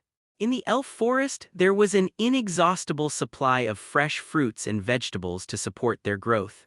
Given the long lifespan of elves, she was just a child and naturally wouldn't understand adult matters. "These are all tricks for kids," they eat them with great relish. Feeling her strength gradually returning, she stood up, thankful that the guy she had met this time was a good person who hadn't put anything in her bowl. Elves have a special perception of good and evil, and she genuinely didn't sense any malice just now, which is why she accepted Ethan's kindness. But this courtyard, she should remain vigilant and stay away for now. Finding her companions is the priority. As an excellent ranger, she was also quite skilled in magic. With a thought, green magic enveloped her boots, making her movements lighter. In the third courtyard he had just bought, Ethan witnessed a captured elf who, unable to bear the humiliation, chose to commit suicide. The nobleman who captured him sighed deeply since male elves were more expensive than female elves. As for the reason, nobles have always been very extravagant. Even so, that guy still received a fairly substantial bounty. Ethan couldn't help but worry about the nameless elf. If she were captured, he wouldn't be able to rescue her easily. It's something that can bring new territory skills, after all. Even if we can't get it right away, we shouldn't just let it go to waste. Rasu rushed back. Master, I didn't see anyone in the courtyard where you asked me to deliver the food. It's all right, we'll be staying here for many more days. Just remember to send some over every day, and try to get some fruit. Rasu was baffled. The property he had bought was now being abandoned, and he was now being asked to deliver food there. The truth was pretty much what he'd guessed, but he didn't know why the master didn't just arrest the escaped criminals. Anyway, it was up to the master to decide what to do. He was unaware that his master and Viscount Beifeng were locked in a life-or-death struggle and that a decisive battle was inevitable. The unrest lasted for a long time until half a month later when the merchants, unable to endure it any longer, gathered to protest to Viscount Northwind, who finally agreed to open the city gates. Since even the supervisors didn't know exactly how many rangers there were, the operation was declared a success when they captured the 12th ranger or their corpse. Although the battle was resounding, the losses inflicted on him by the wandering knights pained him deeply. During this period, nobles continued to withdraw and the pressure and losses on the viscounts grew increasingly greater. In terms of manpower alone, these wandering knights killed hundreds of his soldiers and wounded countless others. This was a heavy blow to his strength, and even with the backing of Northwind City it would take him a year to recover. He captured 7 elves, 3 of which he auctioned off in public and 2 others committed suicide. As for the remaining 2 slaves who had already been trained, he planned to give them to the orcs. Hearing the information Ethan gave, Alice's hands trembled so much that she almost dropped the bowl. In the room behind her were 6 other companions recovering from their injuries. These were all the others who remained. Could you find a way to help them? Her words were almost a plea. Ethan shook his head. I'm sorry, this is all I can offer you. The losses you've caused the Viscount are indeed heavy, but ultimately. What does this have to do with me? Not kicking you all away is already the greatest mercy I can show. Alice bit her lip. She had orchestrated this operation and she was responsible for such severe losses. She couldn't let all her comrades fall here. Her voice trembled as she asked, "How can you help me?" Ethan rolled his eyes. My feud with the Viscount isn't out in the open yet and the power gap between us is quite large. You can't afford the price. But he added, today I am leaving Northwind City. You have 2 choices. One is to stay and continue the fight, the other is to infiltrate my convoy and escape. Alice thought of her captured companions and the severely injured ones on her back. He managed to say with difficulty, "Thank you for your help, Baron Ethan." She bowed in greeting. This was all she had left. Alice's favorability level increased from 39 to 40 favorability. After all that effort, he finally managed to gain a slight liking for Ethan, so his efforts weren't in vain. If it weren't for her body, he wouldn't have bothered with a group of wandering knights who weren't part of his plans. The following day, amidst Rasu's shouts and curses at the city gate guards, Ethan's caravan, carrying over 200 slaves and 7 elves, slowly drove out of Northwind City. The convoy stopped halfway through its journey. Ethan lifted the heavy curtain of the carriage. It's time to get off. He watched the elves depart into the distance. Suddenly, Alice turned around and ran back. Thank you for your help, but I think we can try cooperating, Ethan. Ethan said calmly, you don't have the leverage to cooperate with me, Golden Frost. Golden Frost is Alice's given name. Unlike humans, elves are more often addressed by their surnames. Somewhat annoyed, Alice said, you haven't stated the terms of the deal yet, and don't call me by my name. In the customs of the elves, a name is something that only family members can use to address someone. Alice decided to just pretend he was someone who knew nothing. Ethan stroked his chin. The terms of the deal, if you insist on making a deal with me, unless you marry me. He blinked, his eyes looking utterly innocent. Alice's face flushed crimson and she replied in an almost abusive tone, don't even think about it, you lecherous beast. After saying that, she angrily chased after her compatriots in the distance. Having just gotten off the bus and finished relieving himself, Rasu decided he hadn't heard anything. Damn physical abilities, what's the point of having such good hearing? If the mistress finds out, I'll just pretend I know nothing. Yes, that's right, this guy. He was so gentle and polite before, I even thought he was a rare gentleman. I'm so angry. He actually wants me to marry him. What a greedy and twisted man. Sulking, Alice kicked a pebble off the roadside. That B **** D actually has such a handsome face, he's really lucky.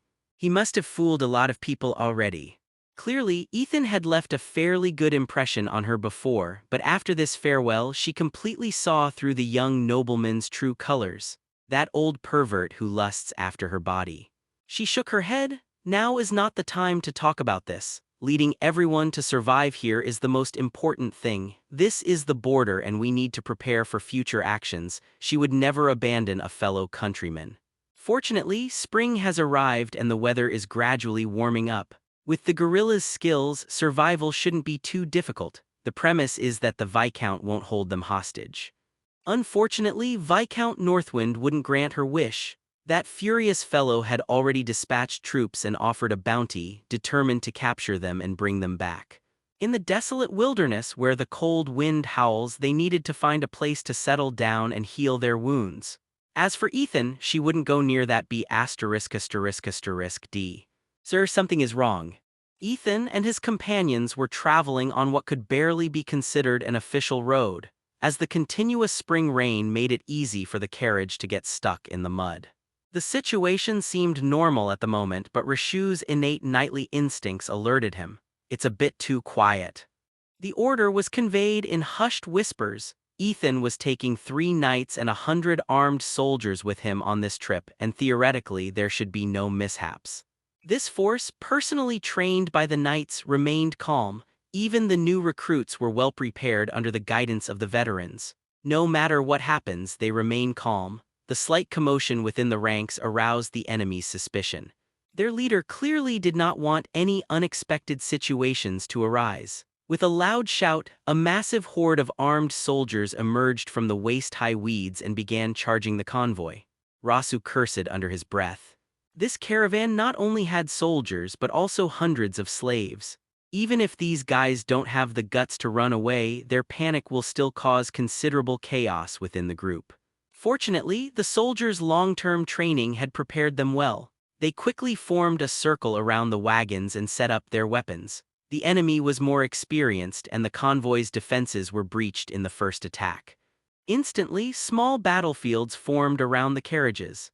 Seeing that the situation was unfavorable to his side, Rasu shouted and was about to lead his knights forward to kill the enemy. HMPH, you'll have to get past me first.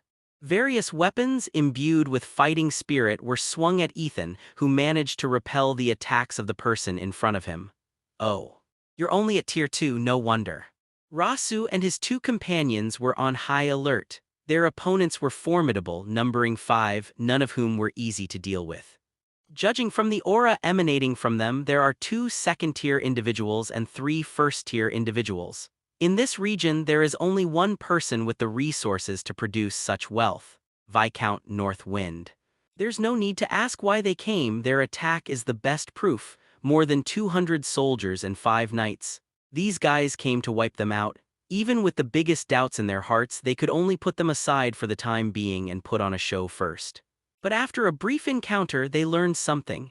The opponents weren't weaklings like them, they were well established and much larger than them, and physique is strength. Even though they knew they were outmatched, they still charged forward. For Lord Ethan. The knights opposite couldn't help but admire their courage. Even though they had ranks but lacked real strength, their bravery was still commendable. Ethan looked at the smoke-filled battlefield and felt a pang of heartache. These guys are attacking his property and his people. Unable to bear it any longer, he didn't even bother to draw his sword and join the battle directly. Rasu's side can hold on for now. What I need to do is alleviate the pressure on the soldiers. The commotion attracted the attention of the wandering knights who were looking for a place to settle down. With graceful movements, they quickly arrived at the scene, becoming the first onlookers. What to do? A companion asked Alice, is she the leader? They should have remained indifferent or even secretly rejoiced when they encountered humans fighting. But they recognized the Baron who was shouting and behaving rudely in the chaotic crowd. Alice blushed as she was drawn to the spotlight, then steeled herself and stomped her foot. Let's go help them. She mentally justified herself. It's nothing, it's just repaying that pervert for the help I received. I didn't mean to help him. Although these rangers were all wounded, they were all extraordinary fighters, and some of them were even at the second tier. Despite their young age, their innate advantages are best embodied in them. Their arrival changed the course of the battlefield. This group of rangers who were used to cooperating ruthlessly reaped the lives of soldiers in the midst of battle in a small group. Wherever they went, the enemy fell like wheat. Upon seeing this, the enemy leader sent several men to try and stop them. But Ethan had been waiting for a long time. His sword had been thirsting for blood for a long time. His swordsmanship teacher told him, a sword is only meant to be drawn when there is absolute certainty of victory. Now is the time to draw it. With a single, fatal blow, the enemy's resolve began to waver as the first extraordinary being fell. Ethan held his snow-white longsword to the side in front of him, half of his serious face reflected in it. His lips moved slightly and he murmured softly, I am the true sword saint. Alice glanced over and saw Ethan with an expression she had never seen before, and with just 3 sword strikes he killed all the remaining knights. As the last knight's corpse fell, Ethan leaned on his longsword, panting heavily. The enemies nearby dared not attack and dropped their weapons to flee. The swordsman's arrow pierced their throats. These men were the Viscount's absolute confidants. They wouldn't waver unless all the leaders were dead. However, this also led to the complete annihilation of their army. On the vast land, blood stained the earth red, and Ethan coughed up a mouthful of blood as well. It's too much of a stretch to unleash our full power in our current state.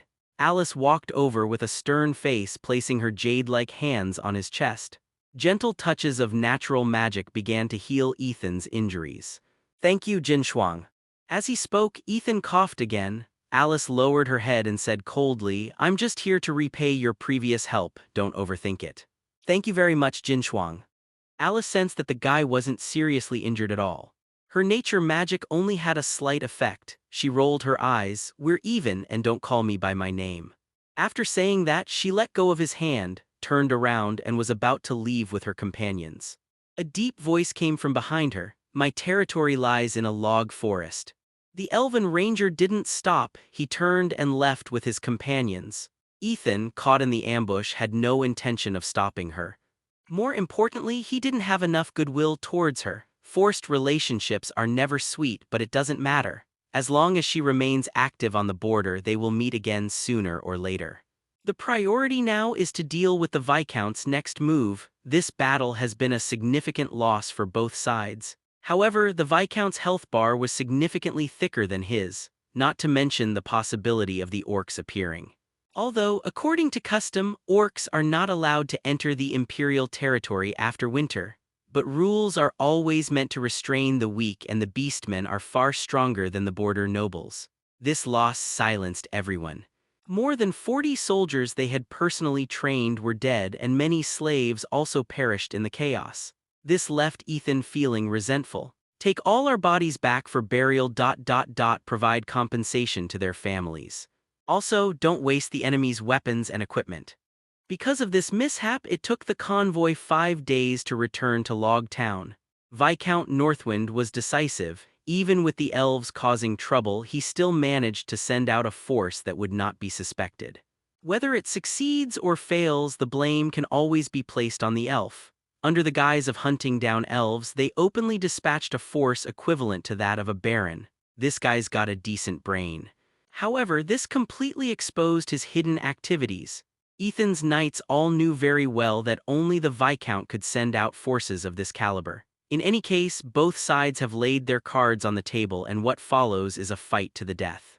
The wars between nobles on the borders were more direct than those in the heart of the empire. The latter might be slightly more civilized, while the former was notorious for its bloodshed. With the destruction of their families and the extinction of their race, apart from the lowest-ranking serfs who might survive, no one else had any chance of survival. Ethan, filled with worry, was greeted by his wife, who had been waiting for him. Wolf nestled into his arms, taking a deep breath and savoring the long-lost scent of her lover. "Young master, the water is ready, go take a bath first," she said with a faint smile. Exhausted, Ethan wanted to relax, so he gave her a kiss and went upstairs to take a shower. After watching Ethan leave, Wolf's smile vanished. She reverted to her aloof demeanor in front of others. Before long, she called out to Rasu, who was busy at work. "Did you encounter an attack on the way?" She smelled a distinctly dry, bloody odor. Rasu nodded. "Yes, madam."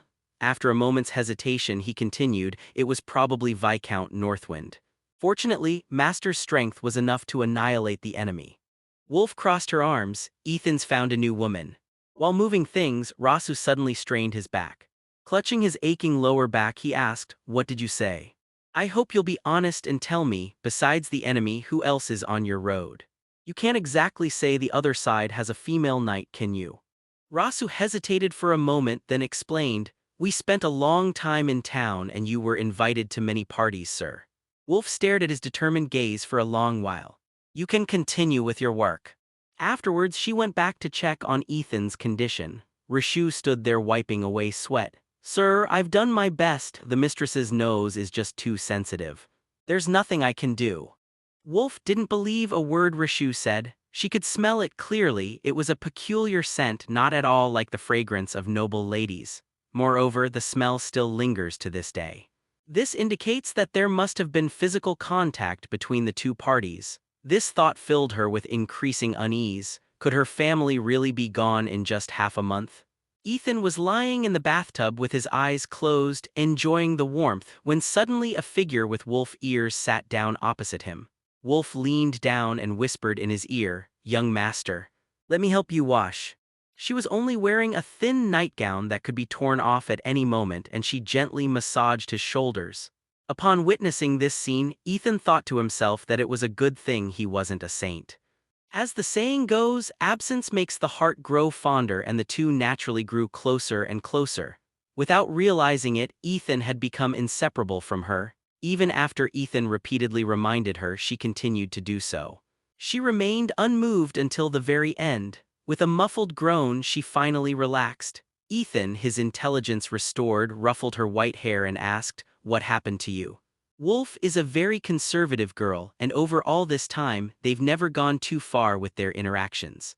After a long pause, a slightly resentful voice came, "Haven't you always wanted to, young master?" Ethan coughed awkwardly, "That's true, but I didn't insist." Wolf gave a soft hum, then said calmly, "I want to have your child." "Why are you suddenly thinking about this?" "We're both still young, there's no need to." Before he could finish speaking, the wolf girl interrupted him, her words tinged with anxiety. "What if you find another woman?" Ethan sensed danger in those words. It seemed he couldn't simply brush it off. "You can rest assured, no matter what happens, you will always be my wife." The usually docile wolf surprisingly retorted, "Then you'll fall in love with someone else, won't you?" Her bloodshot eyes were misty, as if tears were about to spill over at any moment. I only want you. No one has ever loved me before you, and I won't allow it." She could no longer hold on, and large tears fell onto Ethan's chest. Ethan silently comforted her, her soft sobs echoing in the bathroom. Ethan, shameless as ever, uttered an absolutely despicable statement. "I assure you, even if I fall in love with someone else, my love for you won't diminish." The sobbing stopped abruptly. Wolf quickly raised her head, then said expressionlessly, "You admit you're seeing someone else." Like Ethan caught in the act of adultery, he stammered, "I don't have anyone. At most, just a friend who helps each other out."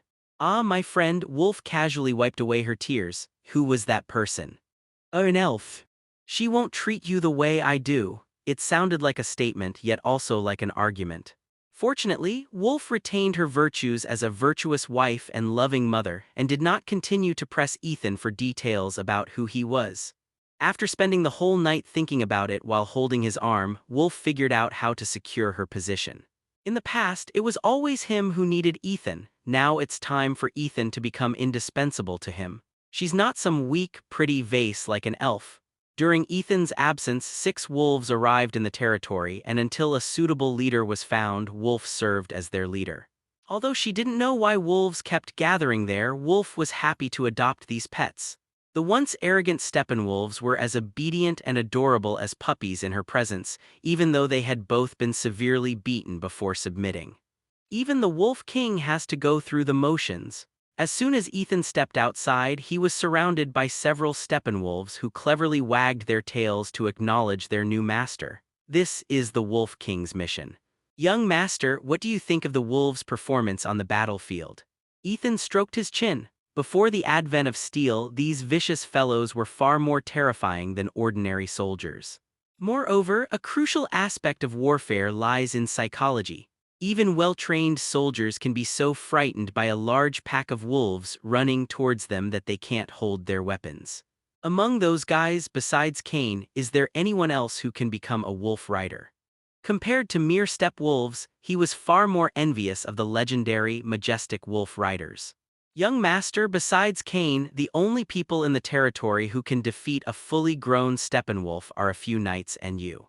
Wolf pouted in dissatisfaction. She had raised that wolf for many years before she succeeded. Not to mention that these wasteland wolves don't even meet the standards to become mounts for wolf riders, which are equivalent to dire wolves of the first tier of monsters. Watching Wolf playfully teasing the wolves, Ethan couldn't help but ask, "Can they actually obey your commands?" Wolf nodded proudly. This was her biggest trump card. Ethan picked her up and gave her a tender kiss. "I was just worried about the territory being short of a sentry." Wolf hugged him. "I want to stay by your side forever, young master." Witnessing this scene, Rasu lamented that his timing was always so bad. What an unlucky guy. His innate sense of responsibility led him to confront the potential awkwardness head-on since he had important matters to report to the Lord. From a distance, he deliberately made a few noises to quickly separate the two who had just been sticking together. "My lord, Marcus has given a report on the situation in the territory. Please take a look." Ethan took the thick stack of documents and quickly glanced at them.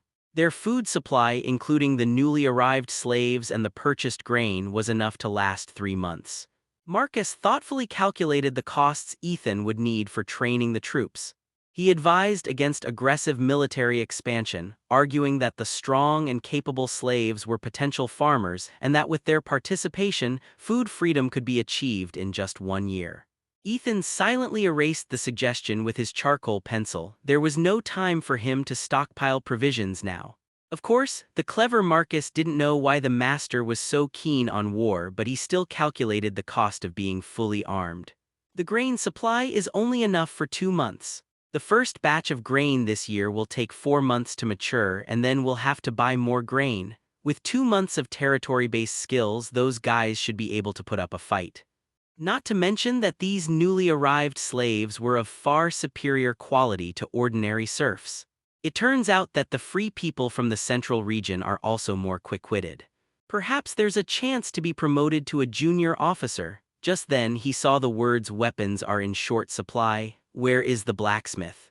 As you instructed, he was given a room by himself and will not be disturbed for the time being. Take me to see his skill level. Even though the skill worked successfully on Andre, Ethan was still unsure if the guy could be used as a normal blacksmith. In any case, as long as he can train a blacksmith to reach the master level, it won't be a loss for Ethan. Andre was very excited when he saw the Lord come to see him. He knelt down very solemnly, prostrating himself before his lord. Andre the blacksmith greets the Baron. Ethan helped him up with great pleasure. This guy's loyalty was off the charts, a full 95. Even if Ethan were to kill him right now, he would rather commit suicide than dirty Ethan's hands. For a true blacksmith, mastering the craft is perhaps more important than even their own parents. "Are you settling in well here?" "Very good, Baron, I can begin work now." Rasu interjected, "You, a man with a missing hand, can really forge weapons." Andre puffed out his chest proudly. "Sir Rasu, you shouldn't question a master." "Clem." Rasu glanced at Ethan, whose facial expression remained completely unchanged, and then at Andre opposite him. "How is that possible? Even the Joel family doesn't have such a good blacksmith." "If you were a master blacksmith, you wouldn't have been enslaved." Ethan pressed down on his shoulder. "Let Master Andre perform for you." He was also very much looking forward to seeing what kind of skills this blacksmith, whom he had spent a considerable amount of money on, possessed. For his sake, I bought a whole set of forging tools and cartloads of iron ore. Unable to resist the urge, Andre immediately demonstrated to them what meticulous attention to detail truly meant. This is one of the hallmarks of a master. The key feature is that it controls the falling and flying of impurity particles in iron ore by using subtle hand tremors. This requires a lot of strength, especially since he's using only one hand. His left hand could only be used for simple tasks like holding things. For everything else, he relied on a thick, somewhat frighteningly strong arm. No man can resist watching a live blacksmithing demonstration. The variegated iron ore turns reddish-white under high temperatures, and impurities that affect its quality are constantly falling off with each strike. Now there are 3 knights and a lord who has nothing better to do. In just 2 hours, a brand new longsword, freshly quenched, was successfully forged. Andre wiped the sweat from his brow with a rag. "Please, Sir Rasu, examine this sword to see for yourself." Upon first handling the sword, Rasu immediately felt its weight. It is also very easy to handle, making the sword lighter and more agile to use. With a light flick of his wrist, he chopped a training stake in 2. He stroked the fine sword with obvious delight. "Master Andre, I misunderstood you before. This is at least a superior grade sword." Ah Fen and Joe wrestled with him over the sword, while Ethan inquired about Andre's condition with concern. "How many of these swords can you make in a day?" Andre replied, 3 games a day. I can't keep up physically." This world categorizes weapons and equipment into 6 tiers, from lowest to highest. Inferior, common, excellent, superior, epic, and legendary. The highest level corresponding to the master level is the ability to forge epic-level weapons, which are enough to become weapons that will go down in history. Ethan asked without any hesitation, "How many apprentices can you teach?" Based on his experience, Andre estimated that there would be about 10. Any more than that and he wouldn't have any time to forge weapons. Ethan waved his hand and told him to pick anyone he wanted in the territory. As long as they could become blacksmith apprentices, he would offer them better treatment than ordinary soldiers. However, regarding the quality of weapons, apart from a few knights, none of the others need a superior grade longsword. Lower-level weapons not only save on raw materials but also shorten the forging time considerably. With Andre's skill, he can forge a full 10 excellent-grade weapons a day. Compared to the weapons used by others, this is quite good, even superior. This reduced the pressure on Andre somewhat. Although it was a bit of a waste of his talents, his physical strength was limited due to his one arm. As for the soldiers' equipment, Ethan really couldn't find a solution. They can only use leather armor at best. As for better chainmail, it's one thing that their territory can't afford to build it, but it's another thing that they don't have enough time. Even a master craftsman cannot shorten the time required to forge armor out of thin air. A single piece of chainmail takes at least a whole day to make, while a full suit of armor. Ethan had several sets left and each of his knights had one. None of the veterans have been promoted to heavy infantry. Their experience is simply too limited. Marcus initially refused Ethan's offer to train the army with all his might. When he heard that war with Viscount Northwind was imminent, he agreed to the arrangement, but he still clung to hope. "Can't we just sue for peace?" In his view, it was not shameful for a newly crowned baron to bow down to an established Viscount family. Moreover, the deeply entrenched Cullen family can garner many allies in the Northwind region. If a fight really broke out, it wasn't that he didn't trust the master, it was just that the chances of winning were too low. Ethan laughed. "He wants my head. We've been locked in a life-or-death struggle from the very beginning." Marcus sighed and went to prepare for Ethan's orders. "As a servant of the master, I will do my utmost." Regardless, even though he was once one of the excellent stewards of the Joel family, he is now the governor of Log Town, sharing the Lord's fate. The territory is currently doing its utmost to maintain a force of around 500 soldiers while ensuring a minimum turnover of serfs. There are plenty of other promising young knights and squires, but there are fewer veterans. On average, it takes 2 squads to assign 1 veteran, which slightly affects the training speed, but it's not a major problem. In wars of this scale, individual bravery is no less important than teamwork. The new slaves are of high quality, including those from before. The territory now has a total of 28 potential knights and squires. They entrusted the entire responsibility to Afen since everyone else had their own duties. Rasu and Joe were in charge of training the army, while Cain spent all his time hanging out with the Steppenwolves.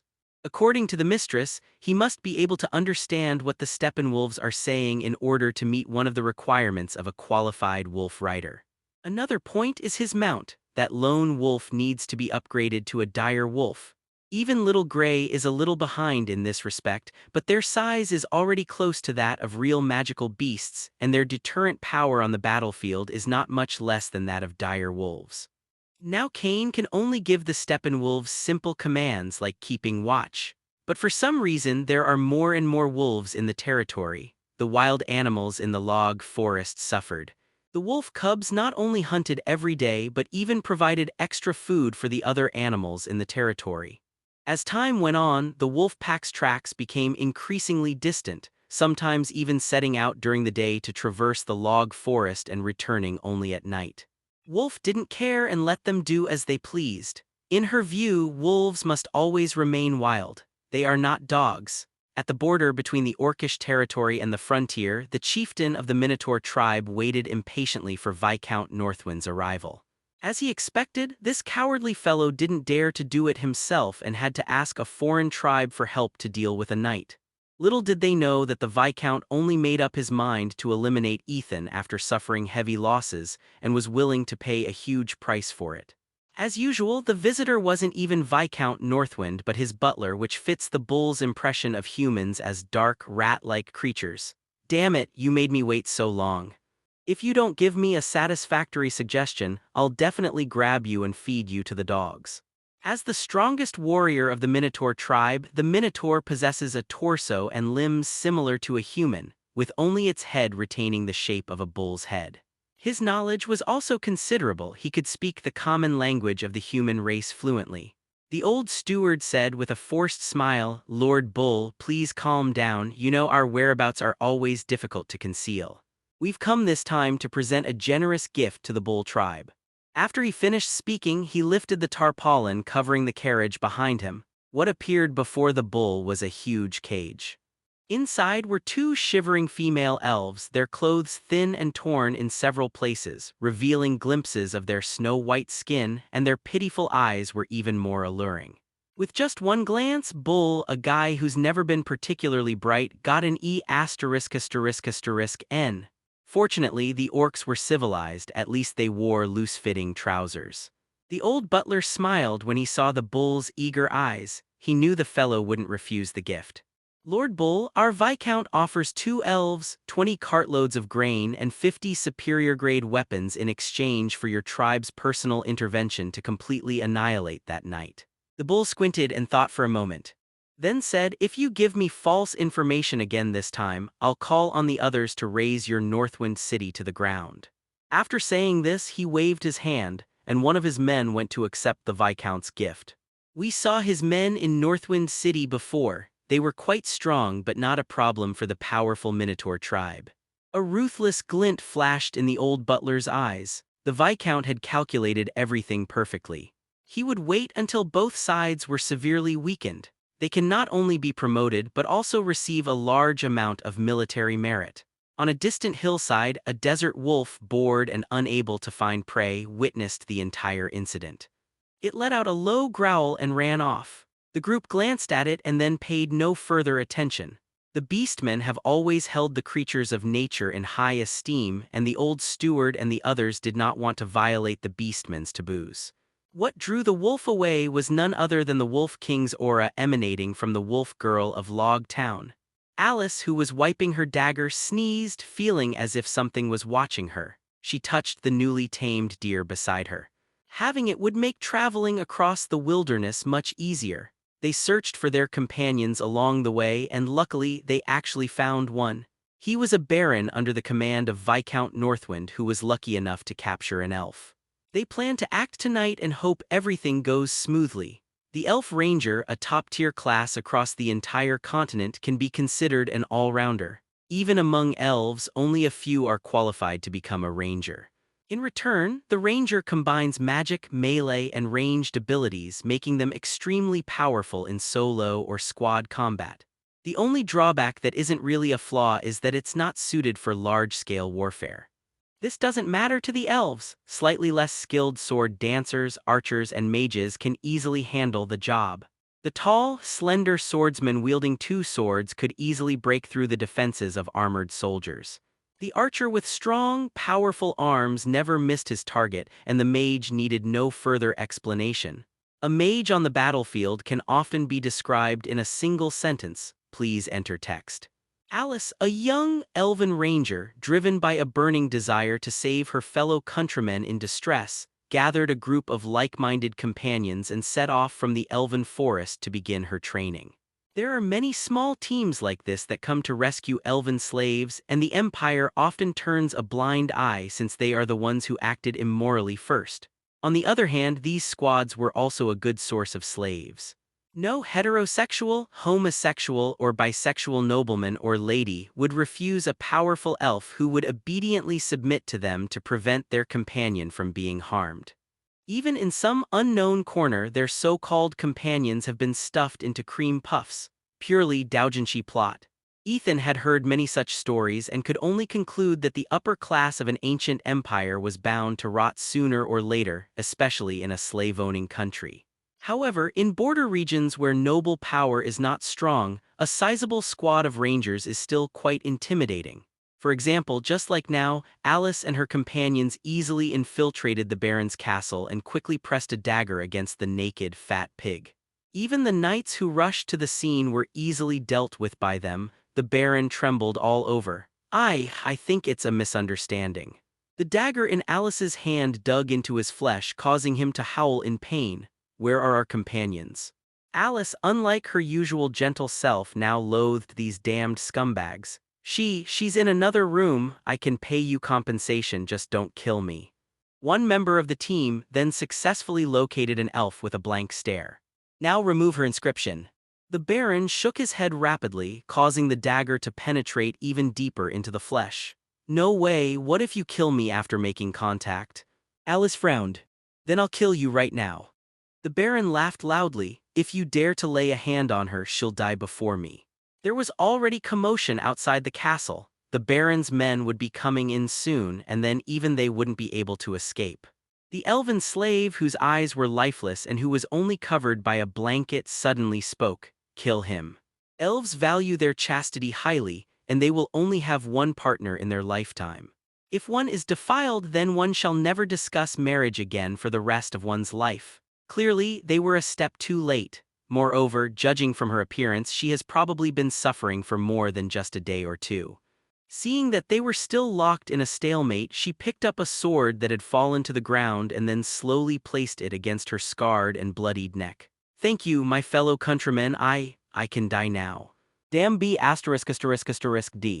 A ranger, unable to bear the sight, grabbed the Baron and punched him, knocking out 7 of his teeth with one punch, then knocking out the rest with another.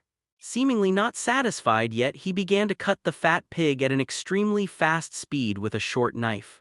The slave looked at them, a smile suddenly appearing on his indifferent face before he used all his strength to slash his own neck. Just before the enemy charged in, the battered Baron finally had his throat slit. The operation could be described as both a success and a failure, but the somber atmosphere among everyone reflected their helplessness and anger. If they had come a few days earlier, would they still have had a chance? Alice felt the outcome would never change. From the moment she was branded with the slave mark, death was the best possible end. But what they did was not meaningless. At the very least, it helped their fellow countrymen find relief. They didn't rest for the next few days. In their eyes, all of the Baron's men were accomplices. Targeted by a highly mobile and assassination-skilled team, the Baron's knights were virtually defenseless, let alone his soldiers.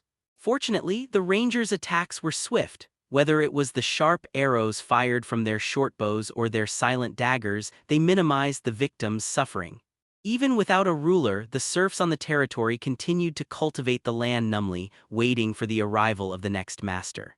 If they're unlucky, they might be attacked by monsters or they might starve to death, because the crops cultivated belong to the Lord. Alice eliminated the last enemy, bringing the revenge against the Baron to an end. Hopefully, this tragedy in the territory will serve as a deterrent to other nobles on the border. Though even if it does, it's too late. Now it's time to look for new clues. Wolf looked at the 8th Steppenwolf that had arrived this month. It appeared very thin compared to its kind. Wolf looked at it with a hint of disdain. The possibility of this fellow joining the wolf pack was questionable. The Wolf King's distrust made it feel lost and confused. After all, it had come to follow the Wolf King's scent. Thus, under its best efforts, Wolf's disdain deepened. This creature is inferior to its kind in every aspect, so it's almost certain that it will never be able to advance to the level of a dire wolf. The survival rules of wolves have always been cruel.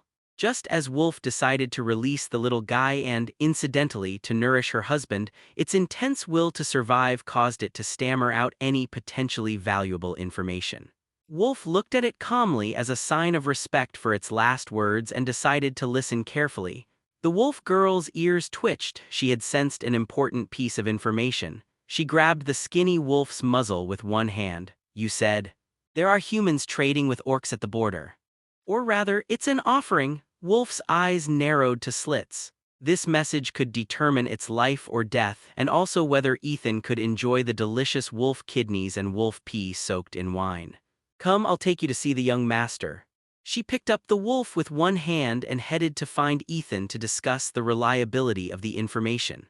As she departed, the wolves nearby, who had been crouching low under her powerful aura, could finally catch their breath and mourn for this unfamiliar kin.